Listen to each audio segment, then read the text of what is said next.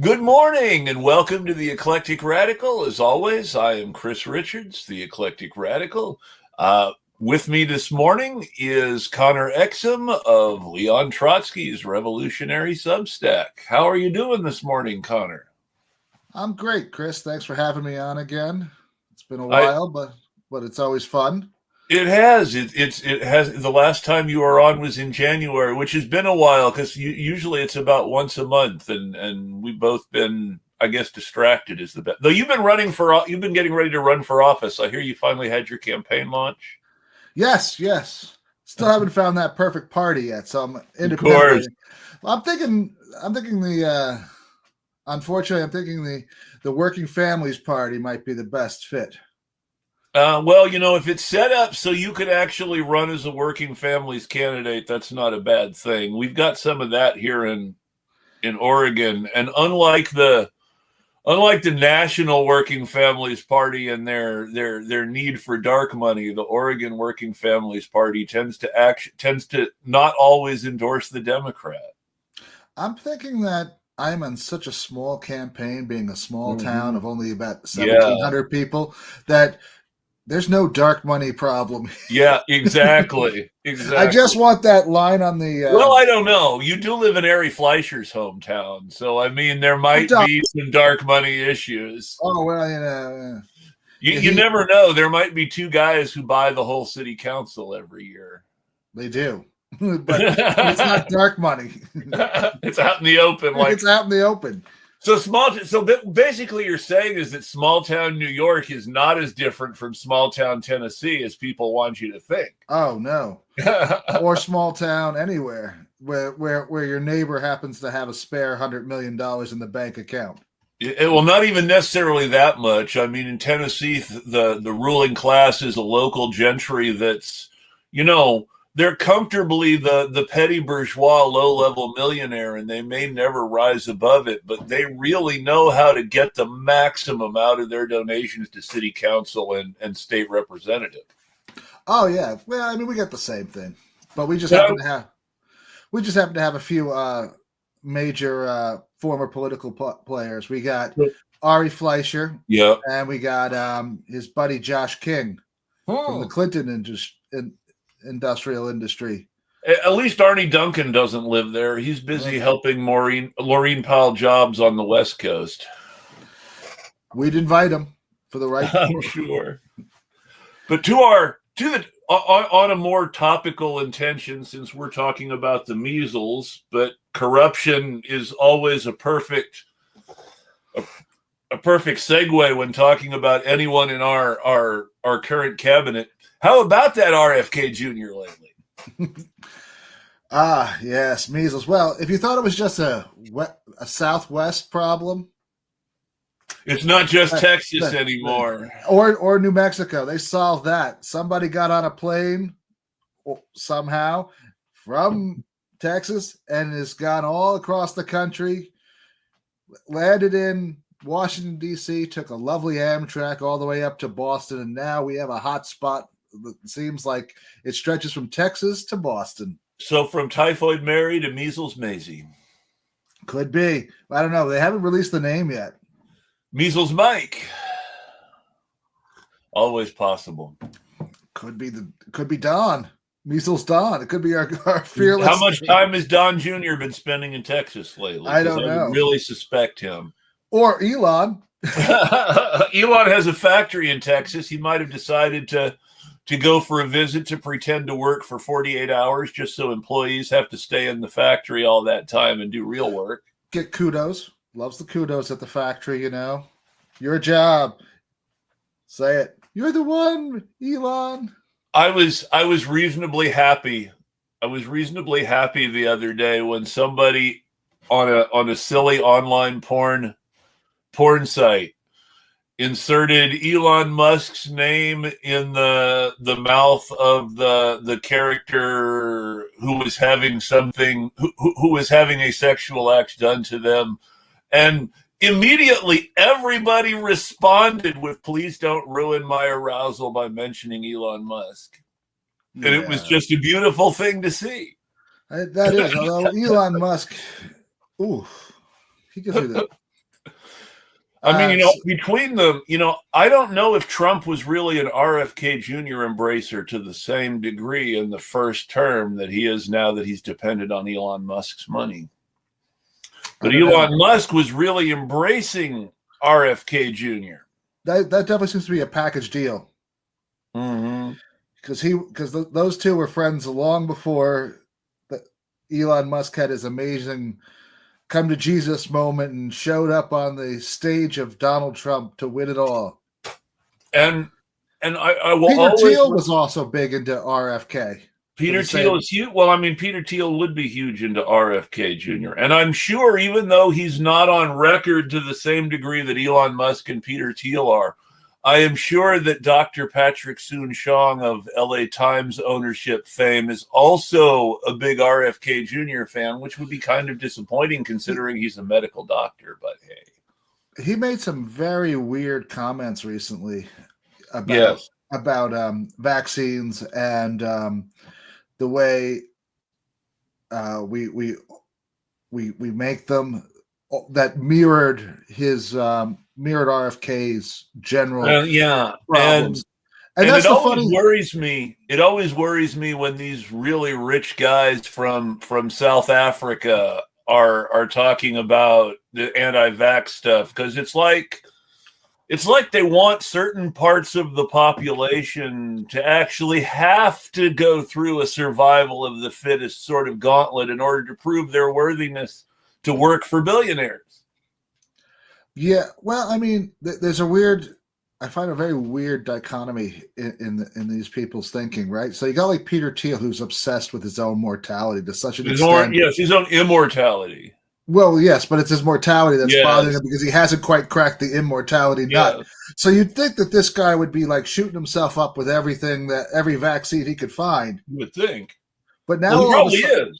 No, but now all of a sudden he's decided to back away from that, right? So what is the goal, right? So the question that I always ask is he personally backing away from vaccines, or is he just investing in a political movement that serves the purposes of the population control side of his agenda?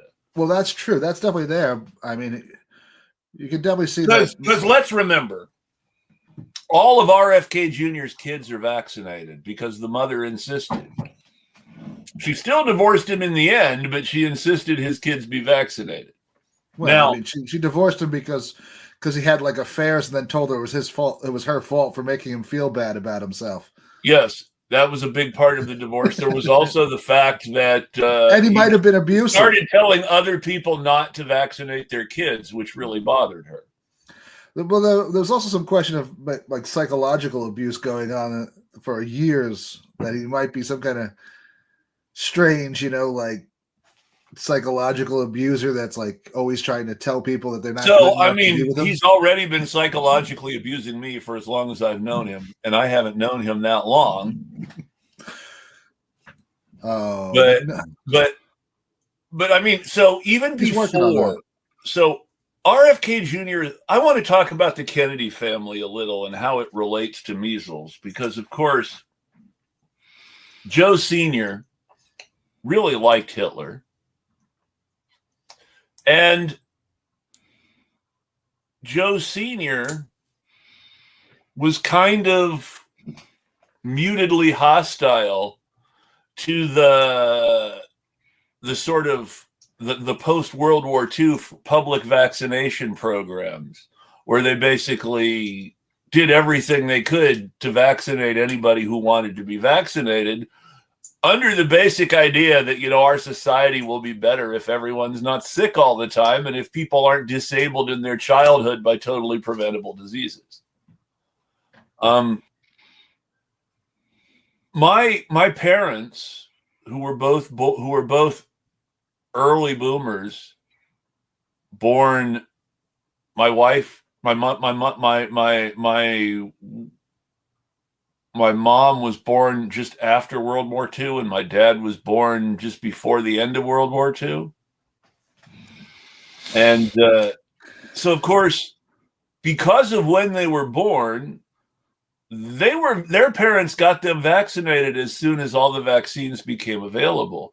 but they also knew older kids who had had the stuff they were vaccinated against and they never got.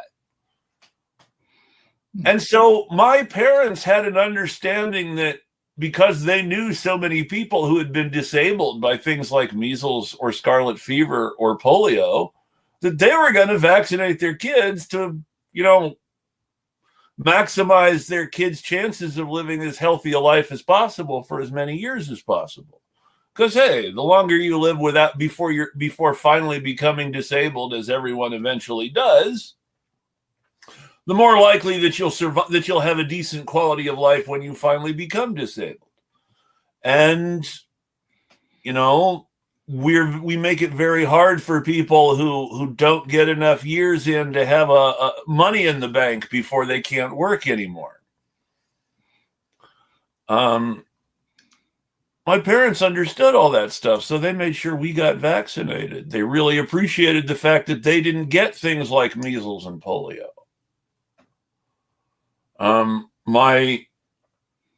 My wife had an aunt who had polio and who was very frail, and she didn't have actual paralysis, but she had a lot of weakness, lung trouble, a lot of physical weakness related to neuromuscular issues. Yeah.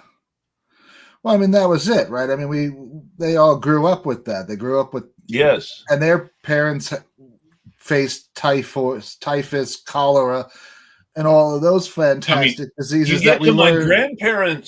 You get back to my grandparents' generation before most of the vaccines, and that's when you start looking at people's childhood histories, and almost everybody has at least one sibling that didn't live to grow up.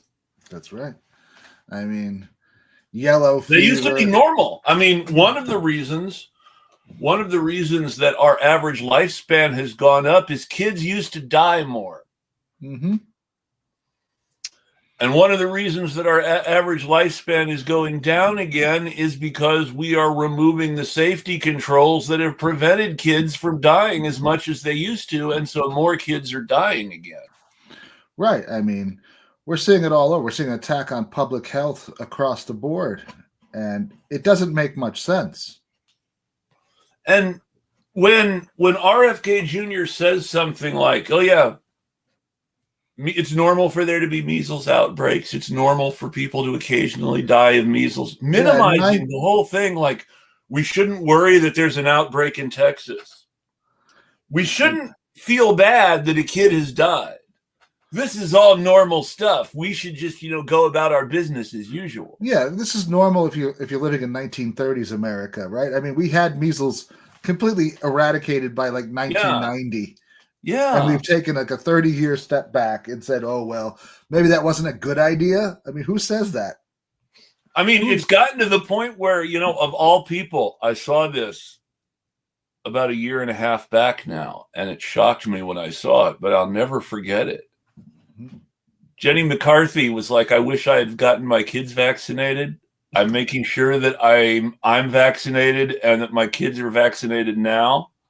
I'm really sorry that I ever was involved in a lot of this anti-vax. It was just like, and it was clearly because of COVID when she was saying all this, because this was before the measles outbreaks. But I mean, she was clearly onto something now that we see RFK Jr. in a position of actual power, doing actual damage to our system. I mean, you were the one who showed me the article, so I know that you know, but the most important vaccine doctor working for the U.S. government was, and I've heard two different versions. The original article you said made it look like he was fired, and NBC News yesterday was saying that he had resigned. I think it was the truth, a forced resignation sort of thing. Not really. I think the truth was that he was going to get fired, so he resigned. Oh, he resigned.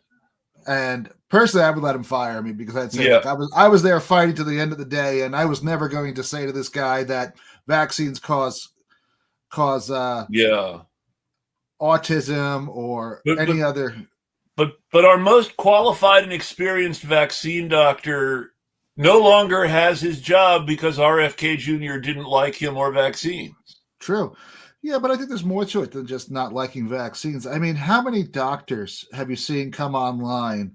I mean, and these are ostensibly, it's hard to find all their credentials, but they claim to be real doctors. I'm not talking about that fool guy that goes on with Alex Jones that sells supplements, who everyone knows is not a doctor. Well, as an example, one of the doctors who was pushing anti-mask, send people back to school. I can't remember her name right now because she was one of the ones who blocked me fairly quickly when I started questioning what she was saying. But she was an AIDS doctor. I know. So this is somebody who is deliberately giving people advice that makes her patients less safe, and who apparently was deliberately endangering her own patients. True. And you got to ask, so if you're not going to believe in mask technology, right? So that means we should just go back to the old ways of operating. I'm not going to put on rubber gloves. Just go from one to the next, I said this on the COVID show last week, and I'm interested in your thoughts about it, because this is clearly how RFK Jr. thinks. He went on record as pretty much saying this explicitly about bird flu. Oh, God. Basically, we live in a world where someone like RFK Jr. sees only two options, both of which in his mind end the same way, with herd immunity. Mm-hmm. Option one is a perfect vaccine that makes everyone immune with no side effects. So 100% effectiveness and 0% side effects, which is an imaginary medical product that never has and never will exist. There's never been anything that was 100% effective for everyone and 100% safe for everyone. That's kind of a fantasy. A lot of medical science is about risk management and playing odds. Oh, I mean, what's interesting about that is he equates a vaccine that has a much higher safety rating and is much more likely to protect you with the open-ended, free for all of natural infection. Because those are the choices: a perfect vaccine or let it rip, because those are the only two ways in his mind to get to herd immunity. And if we get to herd immunity the way he wants, through the let it rip method, because he sincerely does believe, and he's made it very clear, no one should ever doubt him on this, that he does not trust vaccines. When he said he believed in vaccines in Congress, that was the lie, because he has said for 25 years, I don't believe in vaccines. I don't trust them. Well, let's talk about this, because this is actually a good safe baseline. And this is something to think about. So I can't remember the name of the doctor, and I don't want to repeat his name anyway, because I don't want to give free publicity to a hack who is fortunately out of power. But this all comes back to a very badly done study in 2001 or so. Mm-hmm. That claimed they weren't doctors that sponsored that study. They got hacked doctors, and they themselves are like, Yeah, but that's the study that real says estate sales. We have discovered 100% that the MMR vaccine causes autism. Mm-hmm. Yes. And RFK Jr. has been claiming that the MMR vaccine causes autism ever since that study, despite the fact that study was completely debunked the same year it came out. The guy who actually signed his name to that study lost his license to practice. But the two guys behind it are still pushing out false surveys all the time, and they've been linked to RFK just now. I mean, he wants to give them a huge seat in the HSS department to study MMR again. So he deliberately linked the MMR vaccine, which was one of our safest and most successful vaccines, with a parental panic around, oh my gosh, I'm gonna end up with an autistic kid I can't take care of if I vaccinate my kid. And there's no doubt that there is an increase in autism. I mean, we have to see that. Is there? Now, the question is the increase? Well, I mean, there is. I mean, if you go from a population there is 100 million people to 300 million people, and you have 10% increase, you see 30 million. Well, so let me stop there, though, because what we have is an increase in diagnosis. Oh, well, that's an increase in diagnosis is not necessarily an actual increase. No, but let's remember again that Donald Trump once famously said, well, we can solve this whole problem of people testing positive for COVID if we stop testing. That is true. And Joe Biden followed his advice, and now we have enough COVID going around undiagnosed that if there was an increase in diagnoses in COVID next month from this month, I would tell you, I don't know if it means that we have more COVID cases. It just means doctors are actually diagnosing them honestly again. Well, that is true. But what I was getting at is that even if, just because our population has grown, right? Sure. We're going to naturally see that trend going up. Of right? course. Even if you stay at 10%, the raw numbers go straight up. And that's what people confuse. But I want to say,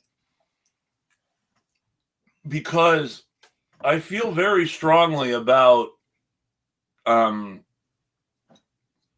lot of the disability issues that tie back into the question of autism, and the way autism and vaccines both tie into Nazi ideas.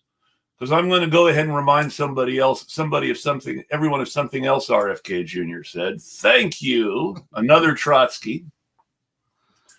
COVID-19 is targeted to. I just found out due to my brother had his our DNA tested, right? Kids got on that kit. 2% Ashkenazi Jewish, and apparently 2% is enough to keep you safe. I've never had COVID. That's hilarious. That's scary. But yeah, COVID-19 is targeted to attack Caucasians and Black people. The people who are most immune are Ashkenazi Jews and Chinese. RFK Jr. Now, I do want to say, because I've done shows about how we talk about sick people, I do want to say that it is really insulting to the mentally ill to imply that RFK Jr. is insane. It's really tempting to use that label because he is so irrational.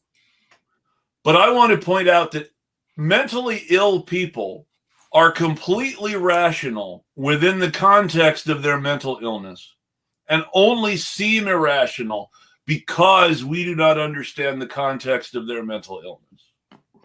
Nazis, like RFK Jr., choose to embrace irrationality because they have deliberately chosen to fuck up their moral thinking. They already have a morally they already have a moral problem with moral thinking already, and they just have to come up with some crazy way to justify it.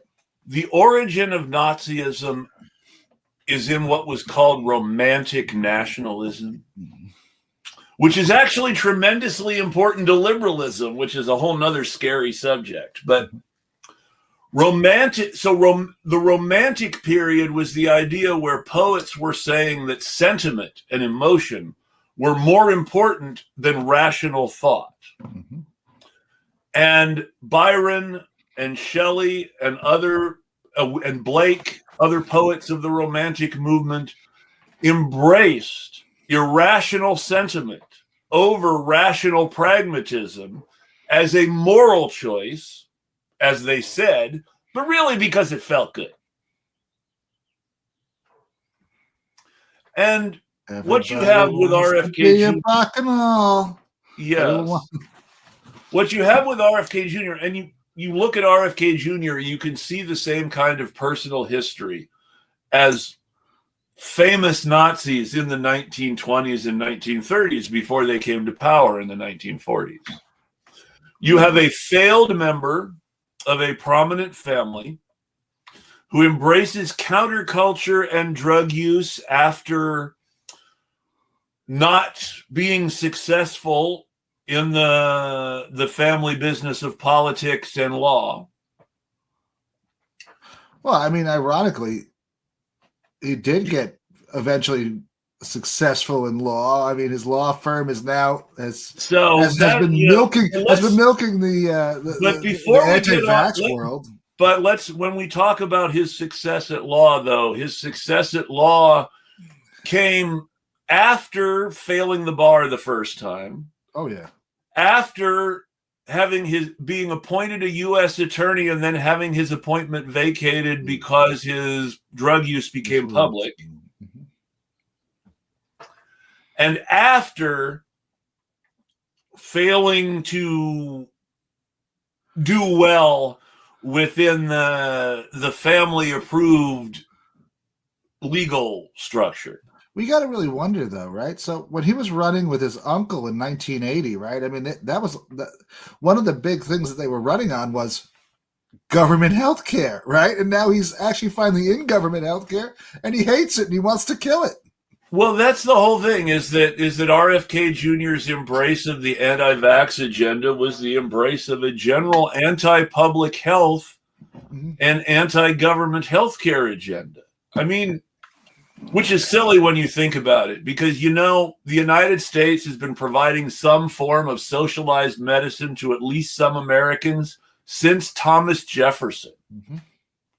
Did you know that? Yeah, I did. I did too, but that's my question for viewers. Did you guys know that America has been providing some form of socialized medicine to at least some Americans since Thomas Jefferson? And it was anti-big government Thomas Jefferson who signed a bill passed by Congress to give free health care to people who had put 10 or 15 more years in as sailors in the American Merchant Marine. Mm-hmm. Not even veterans, not even Navy veterans, but people who had put years in the Merchant Marine as sailors in order to keep America's commerce going across the ocean. Well, I mean, and the reason for this was because, sailors got sick a lot. It was an unhealthy lifestyle, and retired sailors needed health care. And even Thomas Jefferson thought the government should provide people with health care in this situation. And on the plus side, right, they had such a high mortality rate that he didn't really have to pay out too much, he felt. That, I mean, you always have to look at that angle. But from the point of view of sailers, I know this is also true. I can prove this with the data if we actually have to.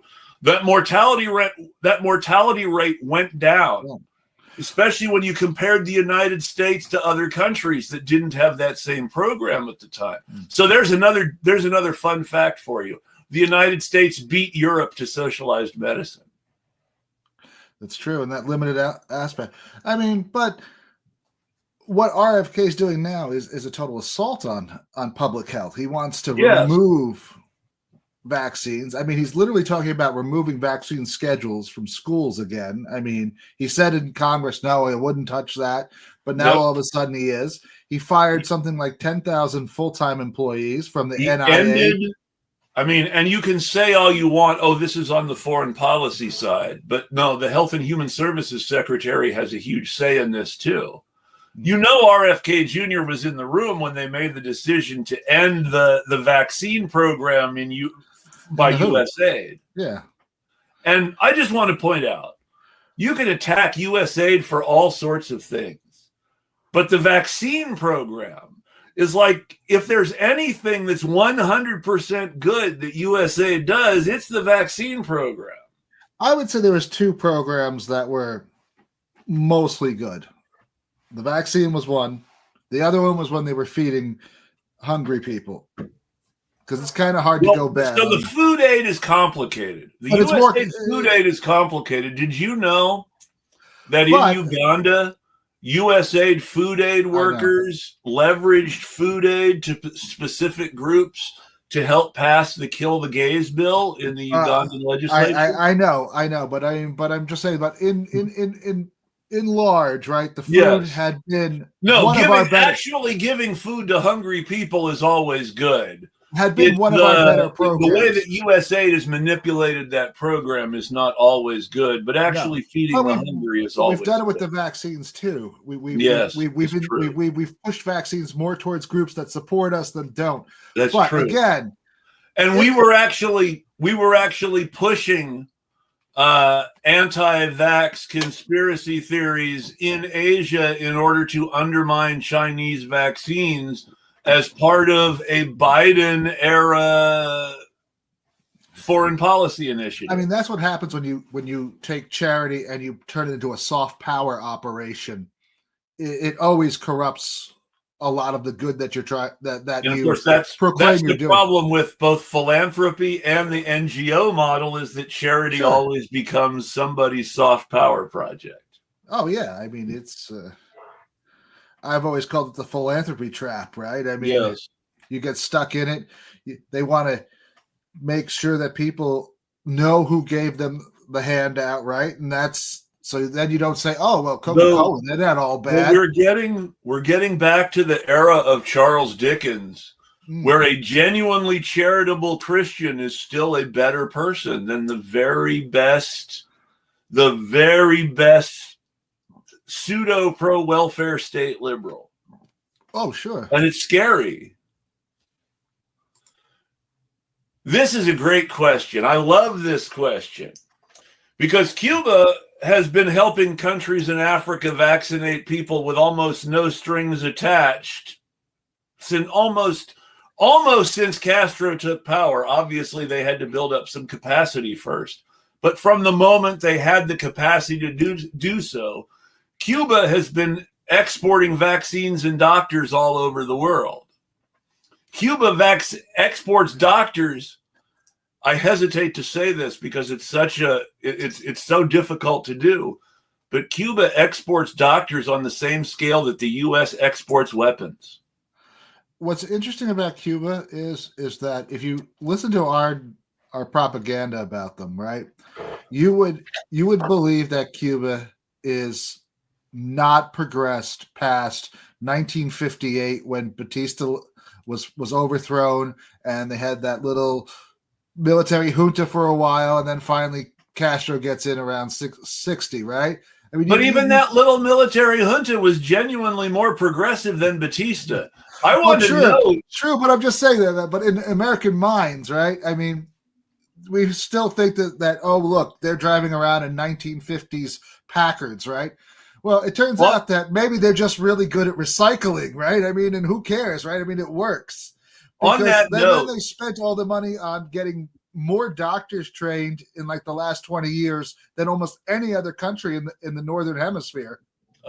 On that note, Bob, I want to say I'm going back to a while now. Bob Menendez has been history, thank goodness, for some time. But just for the record, Bob Menendez's family was running from Batista, not Castro. Well, you know. And when Bob Menendez talks about, being scared because his family are refugees from Castro, he's just lying. His family was trying to get away from Batista before Castro ever took power. He might not be lying. He might not be totally lying. I am sure that if his family had managed to upset Batista, they certainly weren't on Castro's good books either, right? Well, this is the whole funny thing. Because Menendez's family was not sitting around trying to give the people power. They were trying. There's a whole funny progression that happens from de facto colonial Cuba under a president named Morato, who was an open U.S. puppet, to over the course of 20, 30 years, Batista, and then to Castro. And it is worth noting that Batista originally took power as a socialist revolutionary. I know, well. And that he did deliver improved standard of living for the urban working class and the urban middle class. And he built Cuba's first suburban middle class. But he did this specifically at the expense of continuing the exploitation of workers in the sugar industry. And I will take this moment to remind everyone once again that CNH Sugar stands for Cuba and Hawaii.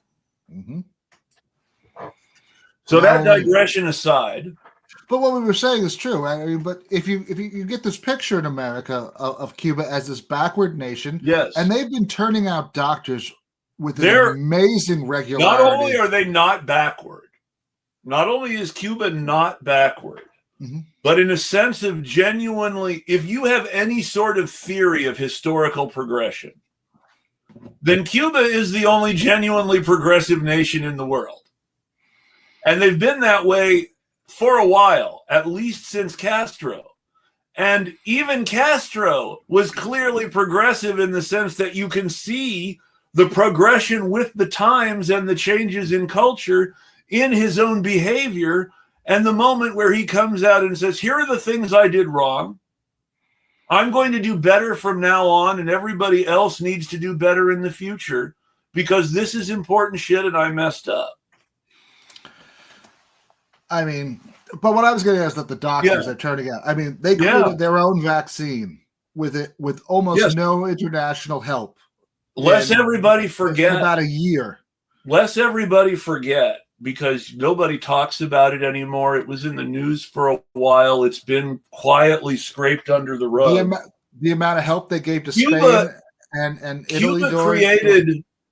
Cuba invented a cure for certain cancers. Certain forms of lung cancer. Mm-hmm. And one of the reasons that Barack Obama started to open up relations with Cuba is because he wanted the cancer treatment. Yeah, he wanted to make it so that he wanted that Cuban cancer treatment to be an international thing that everybody could get into, and that, of course, that Western corporations could profit from. But that's a whole nother. But that's the reason why it stalled, right? I mean, as soon as they realized that Cuba was never going to give them the keys to the cancer drug, then it was like, oh well. Not unless it was a situation where everybody was going to get the same keys, because that was the whole thing. Cuba was fine about sharing, but they were not going to share with American big pharma for the purpose of increasing shareholder profit. More importantly, just one big pharma. They would share with all of our big pharma, but not Merck or Eli. Exactly. No patent control. And but that's what they wanted. People were traveling to Cuba to get the cancer cure. Oh, well, it was cut off by Donald Trump in his first presidency, and Biden never restored access to cancer cures. Yeah, but that's because Biden really believes that Cuba still is a But here's the joke. Nation. Here's the joke. Biden, the president who, as vice president, told us he was going to cure cancer, I know, is deliberately cut off the world's access to a cure for some forms of cancer. Well, you know. Now, I don't want to overdo my praise of nation states. Nation states are nation states. Oh, sure.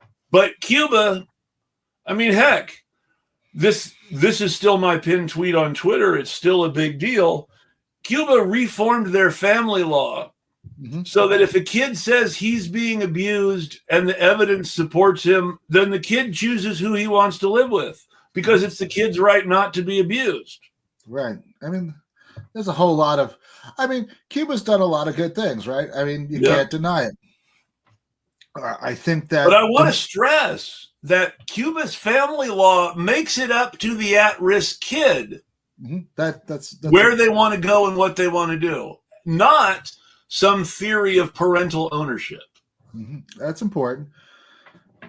My only gripe is that they've not quite perhaps become as democratic as communism should be. Well, so when you talk about democracy, this gets very complicated.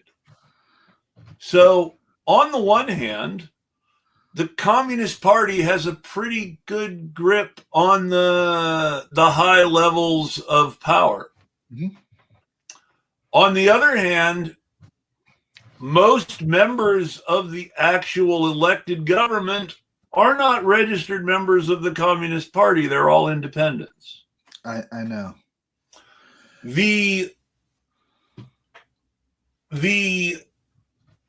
family law was put into the Constitution as a result of a grassroots direct democracy campaign. I'm not saying that they haven't improved in the last 20 years. So under when Castro, I say this, what I want to say is even under the Castro brothers, grassroots direct democracy movements had a great deal of influence on the Cuban government because the way the Cuban system is set up, you might repress protests because, you have to maintain the public order. But at the same time, their whole system is based on listening to what people are demanding and meeting that demand. So even when they repress protests, they usually end up doing what the protesters want. Well, in a way that the U.S. does not, even when we don't repress protests. They promoted that the protests 90% of the time were American, and probably 90% of the time they were instigated by somebody in USAID who was like, "Hey, come on, we're here." Well, I mean, as an anarchist, I know. and I know you are also an anarchist despite the Trotsky symbolism, but as an anarchist, I can tell you nothing has done more harm to the international reputation of anarchists than Western anarchists latching on to the Western national security state as some ideal tool to somehow liberate countries like Cuba and China from authoritarianism, when the U.S. security state, for all the criticisms we might want to make of Cuba and China, is actually far more authoritarian in far more hurtful ways. Yeah, I don't disagree. Not to pretend that China does not have a strong authoritarian streak, but at the same time, they prioritize the welfare of a large number of their population in a way that the United States doesn't, and we don't have the same room to criticize on a policy level that U.S. politicians want to think they do. Oh, no. I mean, when you consider that they have capital punishment for running red lights and yet still execute a smaller portion of their population than America. Not only that, I mean, when the actual COVID situation happened, yes, they didn't sit around and pretend that that they couldn't solve it for 2 months. They actually built hospitals. Yes, and the reason that there was an international pandemic more than anything else is American and European governments pushing to get their people out of China instead of leaving them somewhere in quarantine where they might be relatively safe and pulling them all back to their home countries to spread COVID. Well, and also our denial of how it was spread, right? I mean, I have nothing against Dr. Fauci, but those first like month of press conferences he gave after everyone realized that this was a real disease and it was spreading fast, and he started saying, "Well, if you want to go on a big trip, go on a big trip." It's like, wait a minute, what are you talking about? Because, their first instinct was to try to tamp down panic. And then they realized, oh, shit, this is really bad. We need a little panic. And then they're like, oh, shit, we overdid it on the panic, and now people expect actual policy to support them. I think our biggest problem was that we didn't effectively support them, didn't effectively get the information out, didn't tell them, look, this is no one wanted to say it was an evolving situation, that we have to watch it and we have to take these precautions and we should be looking at system overload, right? Because we don't want millions of sick people and no doctors to see them. So yeah, we're going to ask you to stay home and try and stay as safe as you can, because if you overload the system, then everyone dies. Yes. People with like simple infections because there's no aspirin or antibiotics being there. And when you look at, and COVID and measles are connected. Yeah. And you can see that by the way that RFK Jr. latched on to the COVID denial movement, realizing that this was going to help his larger anti-public health and anti-vax campaign. Sure. He was right there at that quote unquote rally for medical freedom that useful mouthpiece for fascism Max Blumenthal decided to completely buy into. Then he went on to organized by actual Nazis and members of the worst fascist split-offs of every religious group in America. Wasn't that organized by guys like from the Brownstone Institute, like Jeffrey? The people who paid for it were people like the Brownstone Institute, and the Vermont, the Bennington, Great Barrington Declaration. Yes, Barrington. So now, but at the same time, the people who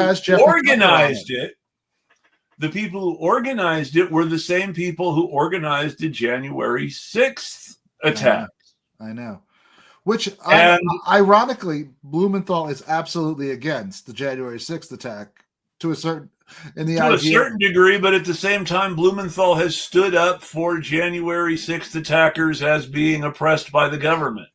That too. I mean, at first he was really appalled by it, and then all of a sudden, I guess money started to come in from there. Like, hey. Well, what it comes down to, and this is where, and with both January 6th and the stupid Nazi assault on Ottawa, alleged freedom convoy, he totally bought into these as legitimate, completely ignoring the fact that they were organized by actual Nazis and the most conservative members of the most conservative fringe groups associated with all of the so-called major religions of the world, which is always a red flag. Whenever religious fascists agree on something, it's probably fascist. Yeah, it's like when you see the Catholics and the Protestants agreeing on something, that's usually a bad sign. But they agree on so much, so I usually find it to be a bad sign all the time. Well, there's I have a whole other show that we can do about how the far-right Catholics and the far-right Protestants appear to be the same people.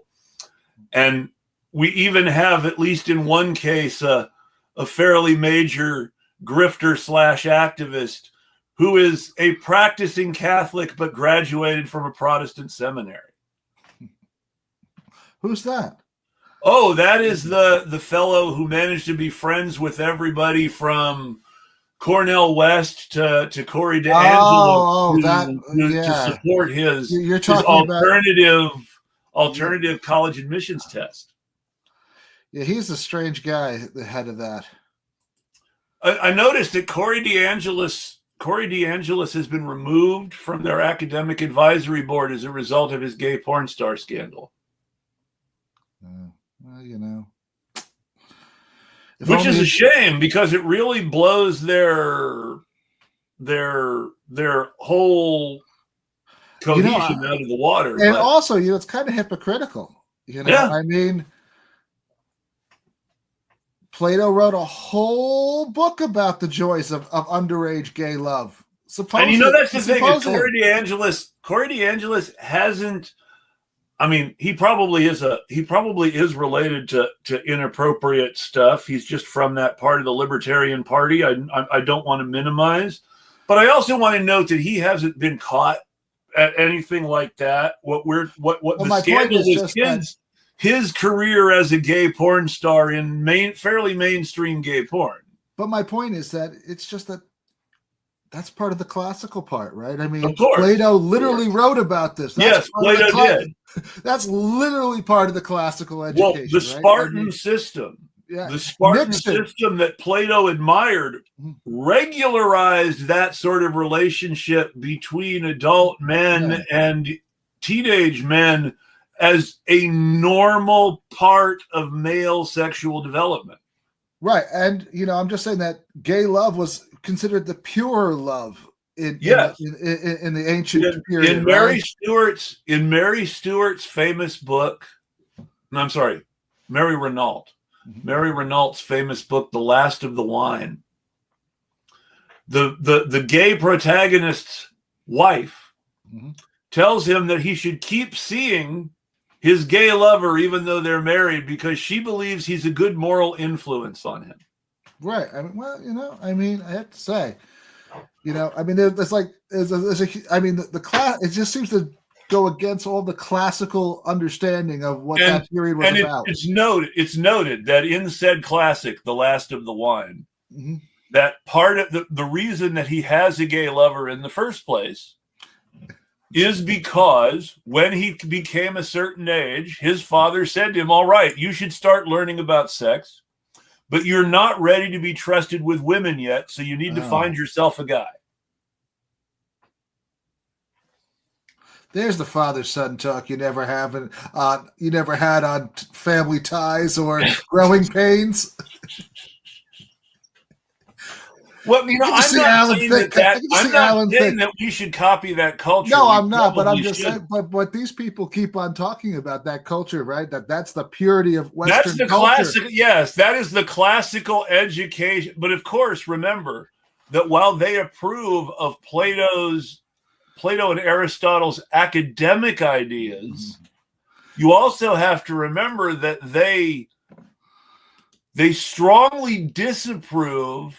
Because remember that Greek culture was very different than ours in that a man was expected to live a very gay lifestyle for a specific portion of his life and was then expected to go on to become a completely vanilla cis heteronormative member of society to all outward appearances. That's correct. He might participate in that other thing in other ways for other reasons, but he was supposed to, at a certain point in his life, get married and have kids. Right. And, but they had their gay lovers on the side. Well, of course. Still. And, as I said, the wife in The Last of the Wine tells her husband that he should keep seeing his older gay lover because he's a good moral influence on him. So, but we have that, and so that just blows your mind when you start realizing that the insincerity of these groups when it comes to the classical education or the understanding of in our case, measles, because we got a little sidetracked there on that little aside. Yes. Is that it's really all about the grift. But right? If we want to go to classical philosophy, Epicurus, who is sadly maligned in many, many modern philosophical circles and was horribly slandered in his own day by the Stoics, said in very profound and completely intellectual language, it sucks to be sick. Well, that's true, right? Now to take us back to our subject from Greek philosophy, it sucks to be sick. It does. Epicurus had some sort of digestive complaint that could have been anything from, irritable bowel syndrome to ulcerative colitis. Who knows? We know, however, that he was very concerned about the physical pain and discomfort that being sick all the time caused him. And he believed that the most important physical pleasure was not hurting, not being sick. Being able to relax and feel good and hang out with your friends and not be sick for a little while. That is true. And we're going past RFK Jr. is of the opinion, and no Stoic would actually agree with this, so it's wrong to call him a Stoic. Because a Stoic might say, oh, you should be happy even if you're sick. But no Stoic would say it's good to be sick. And RFK Jr. is saying it's good to be sick. It's good that some people die of preventable illnesses because that makes the survivors stronger. I don't know if he's saying it's good to be sick necessarily, but he's saying that it's normal. He's saying that it's normalcy, good to get sick. And he's saying that healthy people will get better, and that the people who die should die. Right. The normalcy. He's trying to normalize all of that, right? So, all right, it might be sad that you got sick and that, but if you're one of the good and lucky ones, you'll be better off. And in his weird Darwinian, survival of the fittest kind of concept, that he somehow thinks that's going to transfer over completely to other people. Well, because amazingly he claims that if I get sick, I'll have the immunities, and now I will never get sick again. But that's not how it works. His bird flu policy, as he laid it out, is tremendously revealing about why we should be scared of his measles policy and his mumps policy and his polio policy. Because the bird flu policy is there's no way we can vaccinate enough birds. We don't have good enough vaccines. They're not effective enough. They're not safe. Does any of this sound familiar? They're not safe enough. We're going to kill more birds than we save by vaccinating. The best thing we can do is to let it rip through the chicken population and identify the immune birds. There's only one problem with this plan. Yeah. No birds will ever have immunity to the flu. The scientists say they just don't have the receptors on their white cells to do it. So once again, it's completely counter-scientific, and there's no actual reason for him to think it'll work the way it will, except that he believes that Nietzsche's moral principle, whatever doesn't kill us makes us stronger, which it should be reminded us was not true in Nietzsche's case. Eventually, his illness made him unable to live a normal life, and he died forgotten by the people who had claimed to love him before his illness made it impossible for him to live a normal life. I don't know if he was ever loved. He was a very schmucky guy. There were people who claimed to love him when he was still able to support them in some way through his fame. And when he was too mentally ill to be successfully famous anymore, they shut him in a hole and forgot about him. I mean, he got into a fight with everybody. Well, yeah. But that's the whole point. He was more of an asshole when he was mentally healthy than when he went insane. Was he ever? But I'm saying, is he ever mentally healthy? I mean, well, that's the whole thing. I mean, Nietzsche is yet another example of someone who made a choice to reject rationality because it felt better. He did. That's what his whole first book is about. Mm-hmm. But it's tremendously illustrative for understanding people like RFK Jr., though, to understand that they believe that a statement like whatever doesn't kill us makes us stronger is, number one, a scientific fact, and number two, should be the bedrock principle of our social morality. Yeah, I mean, and that's where it's going, right? So we know that the birds are going to all die if he does what he wants. Literally, The scientists have said that there's no way they're going to develop natural immunity. So it fails. So what does he say then? Well, then I guess we just don't need birds. Chicken's off the menu. Well, and that takes eggs off the menu too. Well, yeah, but there's other sources. I hear there's a guy down in Florida who's trying to sell iguana eggs. Let's think about something else, though, because this comes back to measles. But does that mean that if we have a large enough population of measles or this continually getting reinfected all the time, always getting a new version of measles, and then more and more of them dying off, and then more and more of the general population dying off, that's okay too? I mean, is that his big plan? Well, so there's the possibility that he's just a religious fanatic who sees Stephen King's novel The Stand as a desirable outcome of his policy decisions. Well, we can't throw that out the window.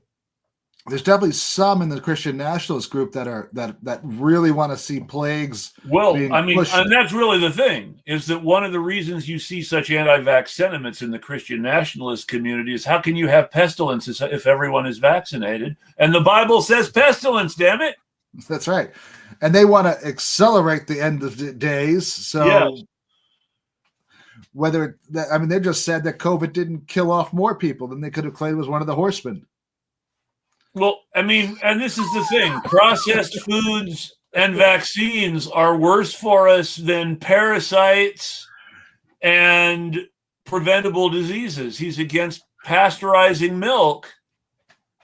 I have to know, like, what was he thinking when he said to himself, that looks really tasty. Sure, it's just at the right point. It's got hit by 2 or 3 cars, and so I'm going to tell you a secret. Just right. I'm going to tell you a secret. I'm going to go way back to the beginning of COVID to do this. I sort of mentioned this the last episode, but I want to mention it again. Why are there wet markets in China? I don't know. I guess they like super fresh. Here's the thing. Wet markets are not someplace that ordinary Chinese people go. Wet markets are extremely expensive. You have to have a lot of money. Wet markets are someplace Western tourists go. So what you're saying is that these are sites for people that want something so-called exotic from the Chinese menu. Have you ever seen the episode Beef and broccoli wasn't good enough? No. Have you ever seen the episode of Torchwood where they're auctioning off aliens so that humans can eat them? No, I haven't seen that. So that's a real episode of Torchwood. I also want to note that if somebody ever wants to just be absolutely mind-numbingly depressed by a genuinely good science fiction show that suggests there is absolutely no hope of the human race surviving anything without major help that may not be coming, watch Torchwood. Watch Torchwood. There is no, I mean, you can talk about Black Mirror or the Twilight Zone all you want. There is no more depressing sci-fi show than Torchwood. Huh. I'll have to check it out. I've never if seen you that. thought that if you thought that Stephen Moffat's run on Doctor Who was too happy, then check out Torchwood. Happy and that guy doesn't seem to go together. But that's the whole thing. If you think that the Matt Smith, Stephen Moffat run of Doctor Who was too happy, then you got to watch Torchwood, because that's the most depressing science fiction show. But one of them, and it's one of their more depressing episodes too, centers around what is essentially a whale from space that has been captured by humans. And is while still alive, having chunks of its meat carved off to be sold to rich people to eat. Yeah, well, that sounds. And this is part of a general. This is part of a general business that these people are running, where they are selling alien meat to wealthy human consumers. And this is why there are wet markets in China. Yeah. It's not for the Chinese. It's for the wealthy Westerners doing business in China so they can have an expensive Asian thrill that panders to their Orientalist prejudices. They probably have an opium pipe in the same wet market as part of the same pandering to the same Orientalism from the same rich white people. Well, okay. So I'm not quite sure how we're tying that into. So the reason that we're tying this in is if the original story, which was spun in a very racist way to make it look like this was something that was all the fault of those weird Chinese people. Okay. If the original wet market story for the outbreak of COVID was true, then this is the fault of the Western tourism industry and the way it exploits China. Sure.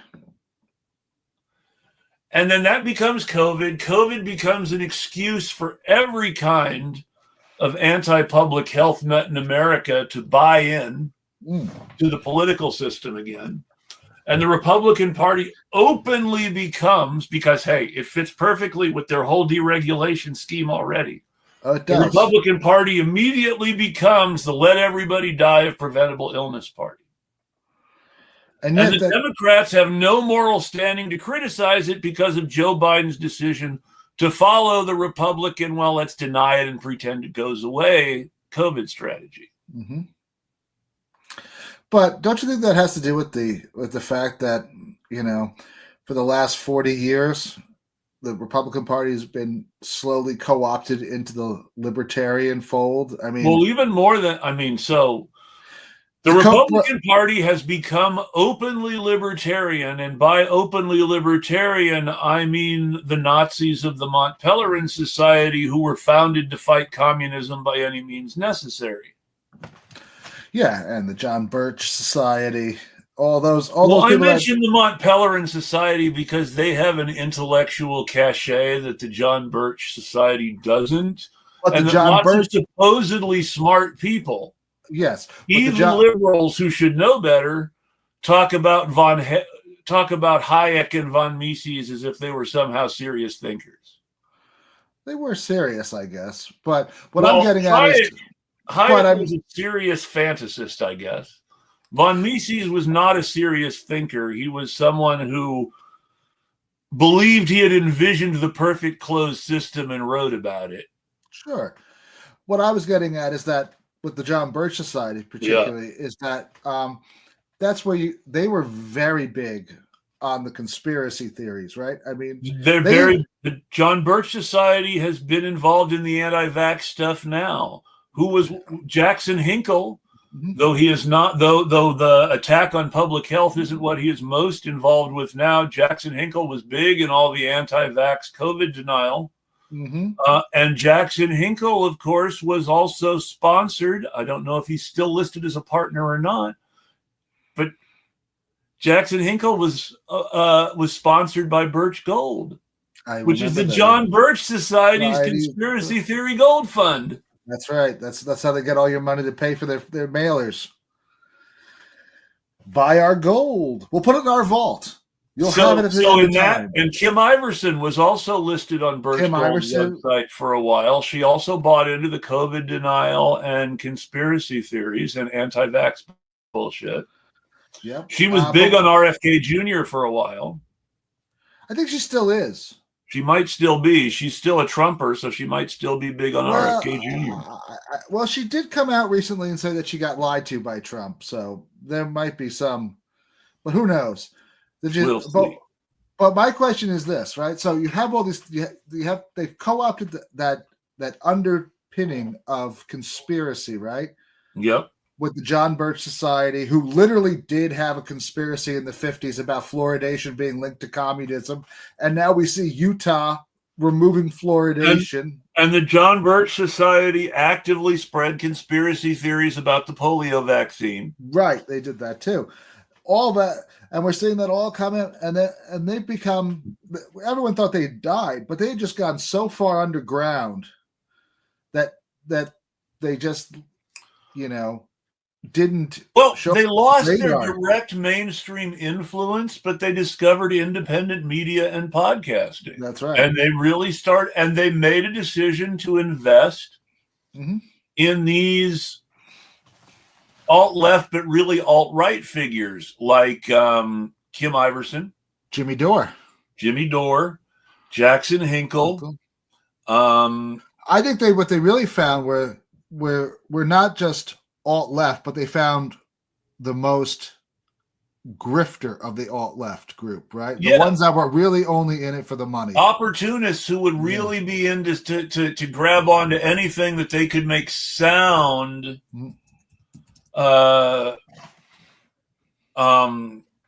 progressive and anti-establishment while it was really reactionary and punching down.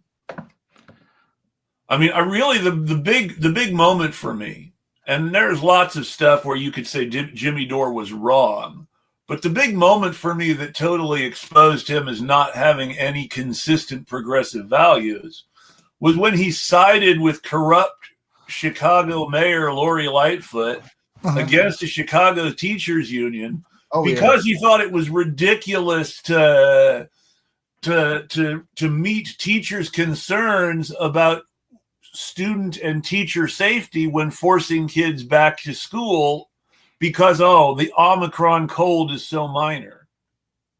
Well, that was always an interesting theory, right? I mean, because he openly sided against the labor movement who was looking out for worker and consumer safety.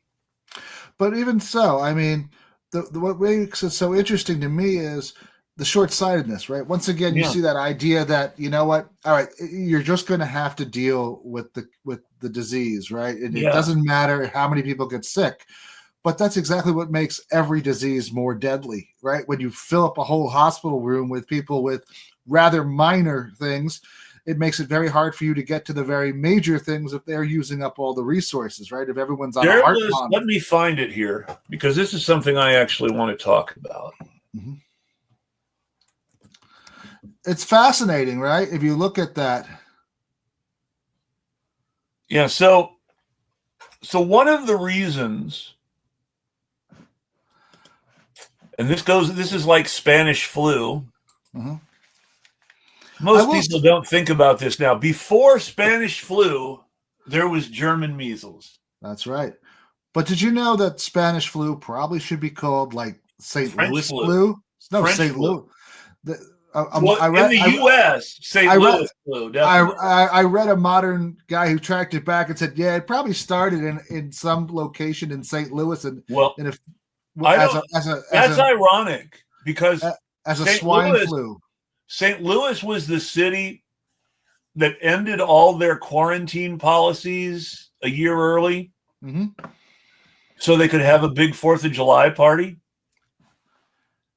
And they were the first city to really end all their quarantine policies. And they had a huge death toll as a result. And that's why you could call it the St. Louis flu from an American standpoint. Well, they actually believe it started there. Huh. This one. That's interesting. My understanding, and I know Spain got the blame because they were the first country to actually admit that there was an epidemic. But my understanding was always that it actually should have been called the French flu because it was U.S. veterans coming back from U.S. World War I veterans coming back from France sick who actually infected the first people in the U.S. Allegedly. Well, that was the official story for many years, that it should have been the French flu and not the Spanish flu. Well, according to this story, no, it was the Americans brought it over in 1917 when we started the first filter into the French trenches.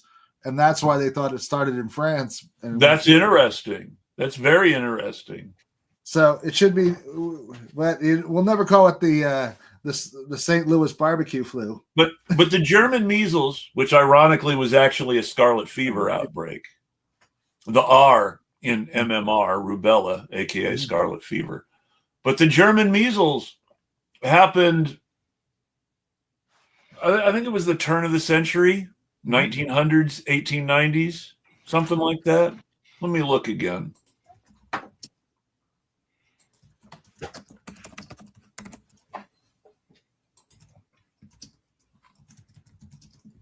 And of course, it's trying to give me recent ones now. That's depressing. Apparently, there are a bunch of scarlet fever outbreaks too.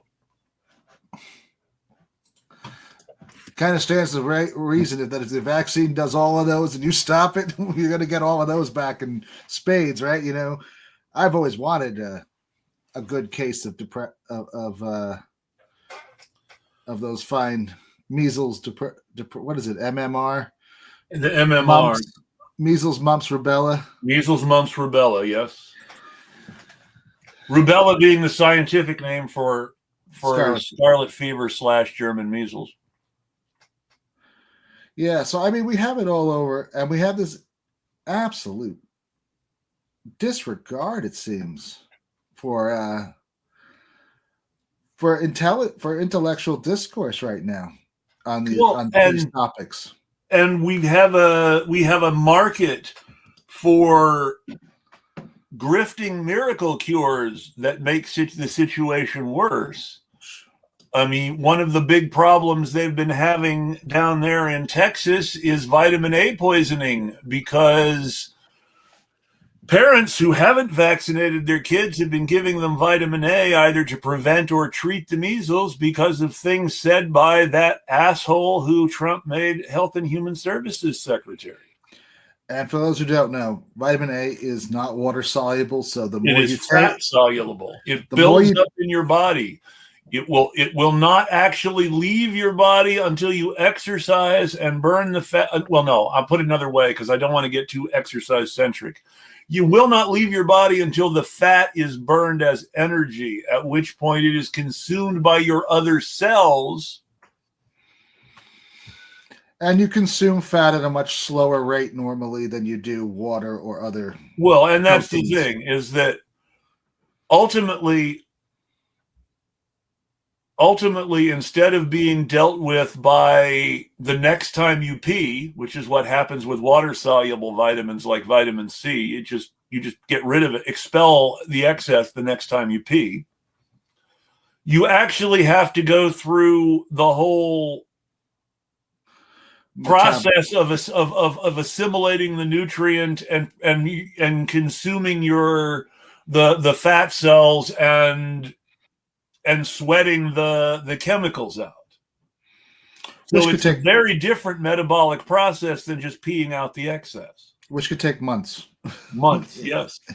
So and vitamin A overdoses can kill people. It can lead to liver shutdown in a worst case scenario. So our advice is, do not follow RFK's advice and make the vitamin A super If you slushy. already have the measles, the measles is less likely to kill you by itself than if you take a whole bunch of vitamin A on top of it. And they also have some pretty good drugs now that deal with the symptoms and other There's things. some stuff that can treat the symptoms, but in the end, if you've got the measles, it's still a supportive care situation rather than a treatment situation, if that makes any sense. But what I'm just saying is they can reduce a lot of the more problematic symptoms. They can do things so you don't itch as much, and the things that don't itch as much can also eliminate certain contagion vectors, but you're still sick, and it can still disable you. And they've got stuff that you can take to reduce the fevers and stuff. I mean, there's some good antivirals that would probably work for measles the same way they work for other viral infections. But I mean, at the same time, it's not a 100%. Now, here's a question for you. Sure. While we were looking there and we were talking about Birch Gold, right? Yeah. Do you think that because they support Ben Shapiro, right? Wait here. And Ben Shapiro said that he would not go to any event, basically, that included, Dave Rubin and his gay husband, that he would go to like one of the Birch Society groups, gold fundraisers, if they have Clayton and Buck Sexton. That's a good question. I mean, I thought it was progressive of the Birch group to reach out to two conservative gay men and bring them into the fold. Have them sell crappy gold bullion. So in the end, when it comes to what I've noticed, is that there seems to be, for whatever reason, I've noticed it most. And part of it is probably just because Nazis try to take over subcultures anyway. But there's a lot of deliberate selling of Nazi ideation to marginalized groups who would otherwise be targeted by Nazis based on you're the good ones sort of sales pitch. In order encouraging people to think of themselves as the good ones in a way that further divides marginalized communities. Sure. And, you see this in society, and you see these groups latching on to Trump or RFK Jr. because of this sort of sense But this is really going to win in the end no matter what, so it's better to join it than to be beaten by it. Sure. Which is a very pessimistic outlook, but some people are embracing that pessimism these days. But I was just curious if you thought that he'd actually really show up. Like if they had like a group meeting, right? You know, and they were all there. I don't think he would. My belief is that Ben Shapiro really believes a bunch of things. And I would say that Benjamin Shapiro is politically Jewish and culturally Christian in a way that is very common among a certain sector of the right. And it relates to how they see nationalism and Zionism and Americanism and how they all intersect. Mm-hmm. You have to remember that America was already a Zionist nation before the first Zionists invented Zionism for Jews. It was an American hymnalist who wrote, "We're marching upward to Zion." That's true. And this was before, this was written before the Jewish Zionist movement had reached the cultural point where people in America who weren't Jewish were really aware of it. Did you ever read the book by a professor named David E. Nye called America, the Second Creation? I haven't, but it sounds like something that I should consider checking out. It's about how technology and social beliefs combine to create these second coming myths about how God created America, but it was in the Zionist kind of vision, it was our goal as Americans to really make it that second, to rebuild, to make it in God's image. So descendants of the original Pilgrims, hardcore Puritans who still believed in aggressively capitalist. I said capitalistic by mistake when I meant Calvinistic, but same difference. But pure old line Puritan families who still aggressively believed in hardline Calvinistic ideas were the origin in New England of the first anti-vax activists in the days of smallpox.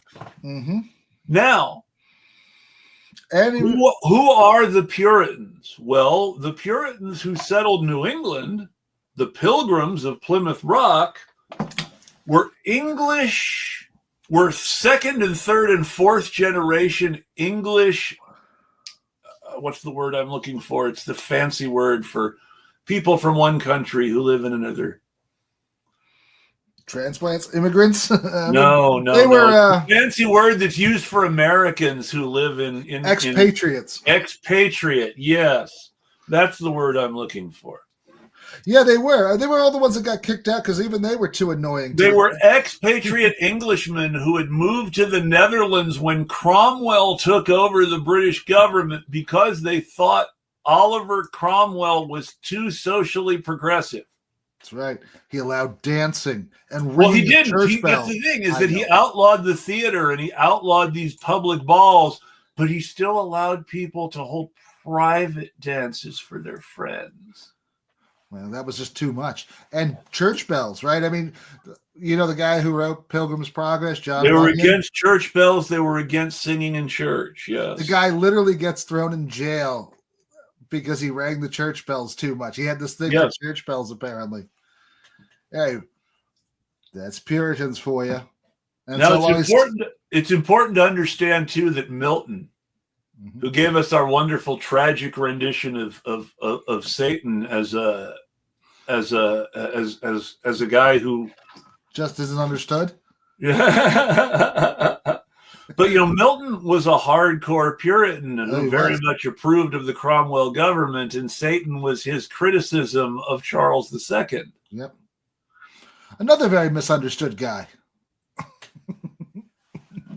He should have. All I can say is he would have saved so many problems if he had just legitimized the Duke of Monmouth. Yeah, well, he was probably saying that to himself as he walked. But then we wouldn't have Bonnie Dundee. All I know is this. It's bizarre how they are so anti-vax. These people that claim to be, about human suffering is the worst thing ever. Then they're like, oh, but you know what? It's normal to die of measles. But that's the whole thing, is that we are here to suffer. We are here to suffer. We are in this world to suffer so that we can be pure and make it to heaven. And if you think about the world that way, if you believe that we're just here to suffer in a way that purifies us to be worthy of heaven, then vaccines are a bad thing. Work of the devil. And that's really what it comes down to, is that, we can't have an apocalypse without pestilence. And how can we have pestilence if everyone's vaccinated? Just fucking up the works with that shit. And then on the other hand, you have the actual Nazis who really believe in a Darwinistic, bioessential master race, survival of the fittest approach to human society. They want kids to die of preventable diseases because the kids that don't die will be stronger for surviving. That is true. And you got to build the master. The master races are hard, right? No one gets to the master race by being weak. Except, if you read RFK, he's like the weakest guy around. I mean, from his stupidity. All I can say is, for all his other failings, and I'm not saying he was the smartest guy ever, and I'm not saying this in any way as a compliment to him, but we don't read about Hitler's brain parasite except in comic books. And there's actually a comic book where Hitler is the brain parasite in Paul. Oh, yeah. In the great comic book series, The Silver Age by DC Comics by James Robinson. No, I'm sorry, The Golden Age by James Robinson. A superhero is quietly murdered with no one knowing about it, and his brain is replaced by Hitler's brain. Oh. And this superhero with Hitler's brain then becomes the primary villain of the unfolding carnage. Huh. And Superman doesn't exist in this storyline. So basically the story that's being told without actually telling that story is, oh my God, what if Superman had Hitler's brain? Well, in the original, I'm not a comic aficionado, but I remember in the original that the original Superman is a scientist who turns a homeless guy into a superhuman who then kills him, and then that guy repeatedly tries to redo the formula that made him super strong and super powerful. So there's a novel that is sad. This is my day for recommending depressing content. There is a novel called Gladiator. Okay. By a sci-fi writer named Philip Wiley. Okay. Which is basically the template for Superman. Mm-hmm. And in which a scientist who is trying to create a master race experiments on his son while his son is a child, causing him to develop superpowers very similar to Superman's not to the modern Superman, but to the original leap tall buildings in a single bound 1930s Superman. He gains these superpowers in his young adulthood and then lives a very sort of tragic and outside of normal society life because these powers cut him off from humanity. But other than the tragic ending and the hubris and the Frankensteinian hubris of the origin story, the power set is Superman. Really? The first story Jerry Siegel wrote called Superman was a comic story he wrote and drew while he was in high school, where Superman looks a lot more like Lex Luthor. He's a fat, bald scientist who who invents a bunch of crazy things and is kind of the bad guy. And then later on, when he developed the version of Superman that became commercially successful as a DC Comics property, he got away from the idea of the scientist as the anti-hero and went with a more deliberately went with a sort of Marxist Christ figure in order to attract the widest possible audience, because he figured, the two most appealing concepts to a consumer right now are communism and Christianity, so I'm going to make a Marxist Jesus. A calculating creative decision by a Jewish communist. Well, He became less communist overall later on, but he was a member of the Young Communist League as a teenager and young adult. If only the John Birch Society could have saved him. They could have made it. He could have been. Superman tore down slums. Superman hunted rich people and tore down the slums. I know the Superman of the early 30s is not the Superman that you. The first supervillain that Superman takes on is a bad guy called the Archer, who's a rich guy who dresses up as an archer with a mask and murders other rich people as an insurance scheme. And he's pretending to be this sort of radical anti-wealth Robin Hood figure, but he's really killing rich people to make himself richer and conning the poor people. Well, but that's the reason why Superman changes in the 1950s, right? Who's our big villain? The communist. Exactly. Well, even before that, when World War II starts, Superman is turned into a patriotic figure in a way that he was not when he was created in 1939. Right. All of them. That's the era of Captain America. All those. Well, yeah, but again, but Captain America is a little interesting and different in that Captain America. So number one, Captain America is a very pro-vaccine character. Sure, he is. Captain America he's literally built. Captain America is a guy from Brooklyn who was born before there was a vaccine, who was disabled by polio. And who wants to fight the Nazis because he knows the Nazis are killing disabled people. Let's be real about this.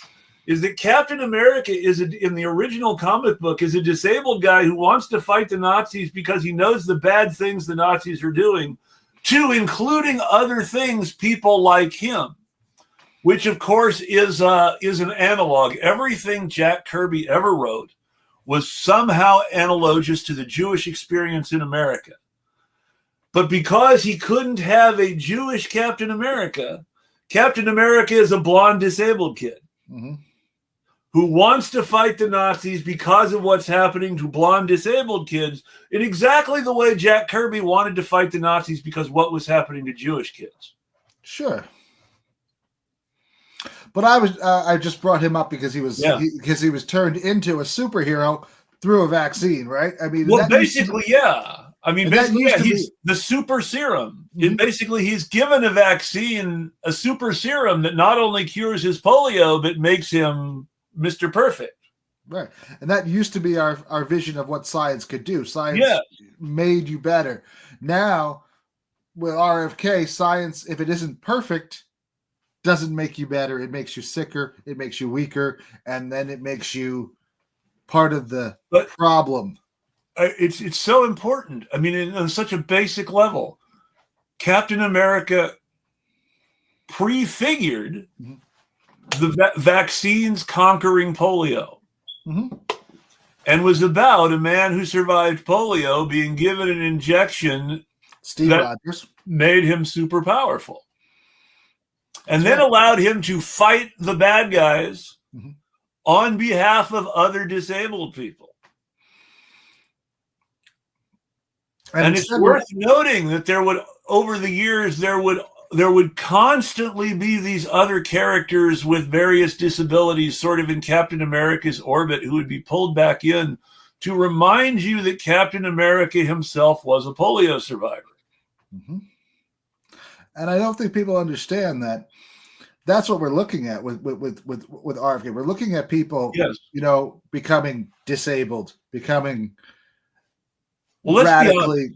radically Because life-altering issues, even if they're not disabled. I want to talk about where this kind of bioessentialism and biological determinism really comes from.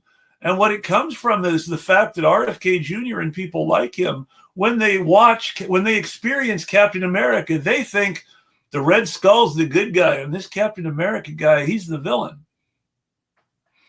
True. Robert F. Kennedy Jr. sees a World War II story, and he roots for the Nazis.